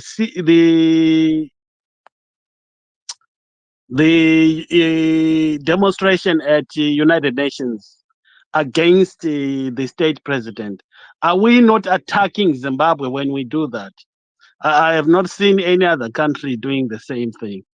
I think we've been doing that for quite a while. Is it a strategy that is working? Should we continue doing that? Is it hurting Zimbabwe or not? I think we need to seriously think about it. Thank you. Thank you. Your question has been heard, Taruvinga. Let's go to the last three. Mr. Malvin, can you go ahead? Under 1 minute, please. Okay, thank you very much for giving me the opportunity. I just want to ask that is there anything or any plan which has been set apart? Like we know that ZANU-PF has been playing politics since long back, and history is bound to repeat itself again. We've seen the opposition going through elections and dominating in 2008. My question is there any plan in case the same happens next year? Voters have been mobilized and it's still going through, it's still going on. But what if we happen to win?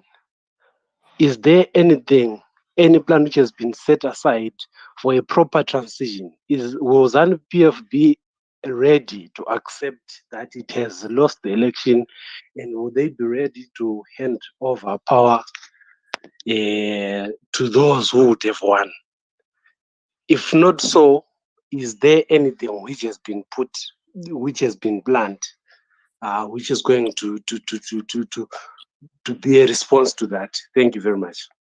Thank you, Mr. Malvin. +27, are you there? Adolf Ndovu.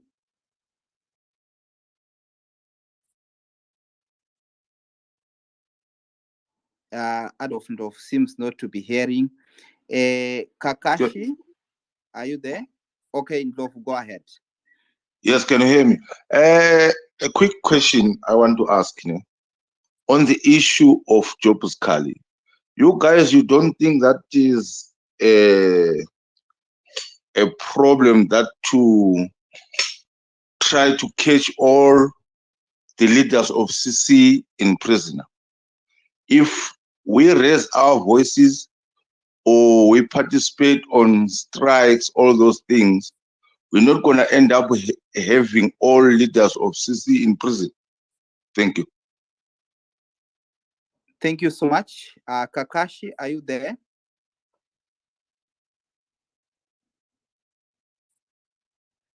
Kakashi is not hearing. I know Pondo had requested from the beginning. He came and he kept dropping. So Pondo, if you are hearing me, once I accept you as speaker, go ahead and ask your question. You will be our last listener to ask a question.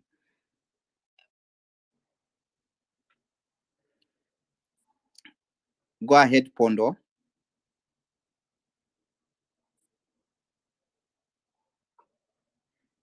It seems like Pondo is having trouble. He's still muted. I think it's his network or something. He will speak some other day. So there you have them. You have a lot of questions. I will try to first respond to the question that was asked. Why do we allow ZANU-PF people to come here and listen in to the conversations that will be going on? The thing is, removing a ZANU-PF person or a CIO person or any person that you might or we all might think is unprogressive, I think it is not effective, especially as a host.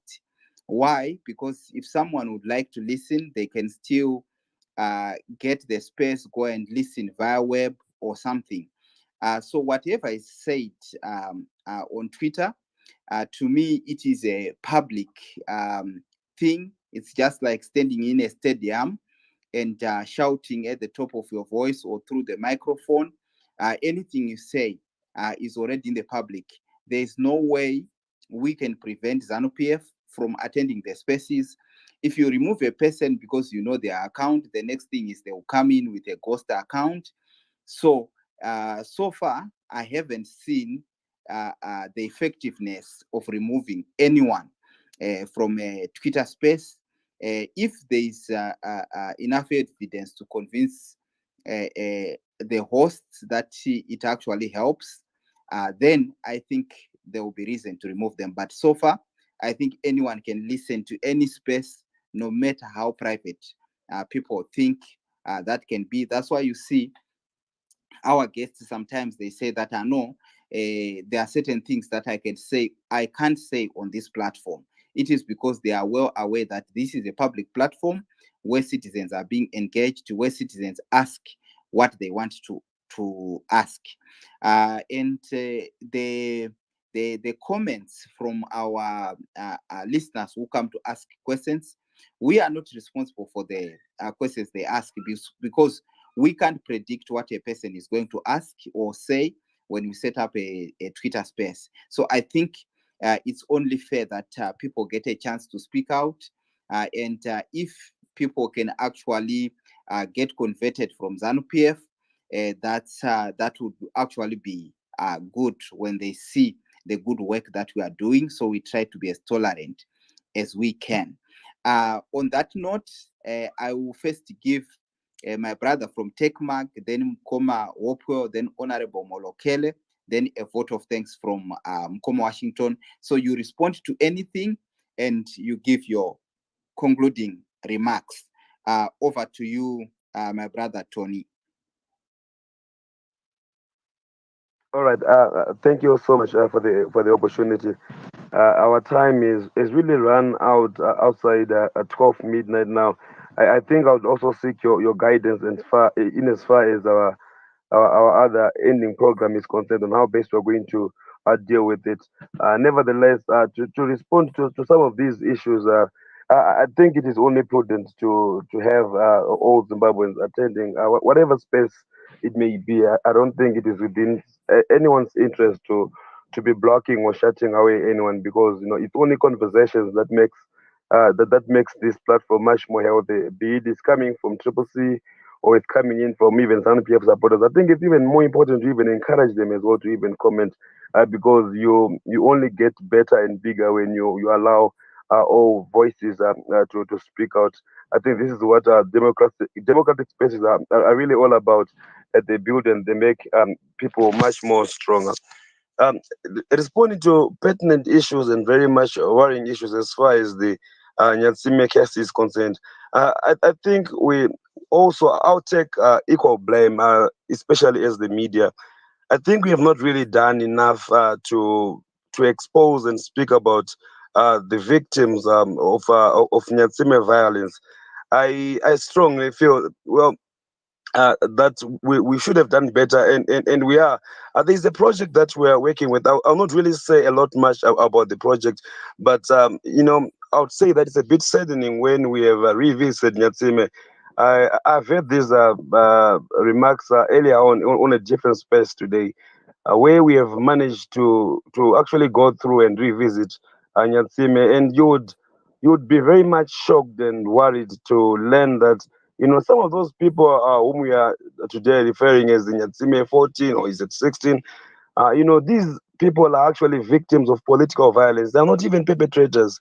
We've managed to view about three houses that were destroyed, and one of the houses, a very big house, I think it was a 7-roomed house, a mansion, I would say, in Nyatsime, was literally burnt down to ashes. And I was asking, I was speaking about, I was asking members in the community to exactly what has really transpired and where the owner is. And I was very much disturbed to actually learn that the owner of this house is actually in prison. He's a victim of political violence. He's not even able to see or attend to his house. And what is very much worrisome is this person is actually in prison, part and parcel of the Nyatsime 14 that has been incarcerated. And you get to wonder, how come we have a justice delivery system that allows such kind of things to happen in Zimbabwe? I could only see literal ashes of property and equipment that was bent down to ashes, and nothing has happened. And you could see that there was never even effort to come and try and clean up the houses since this demise occurred on these people. And people are scared. When you go into Nyatsime, it's still scary as it is right now. We were there a couple of days or weeks, undertaking a certain project which is supposed to be, something for public consumption later on. But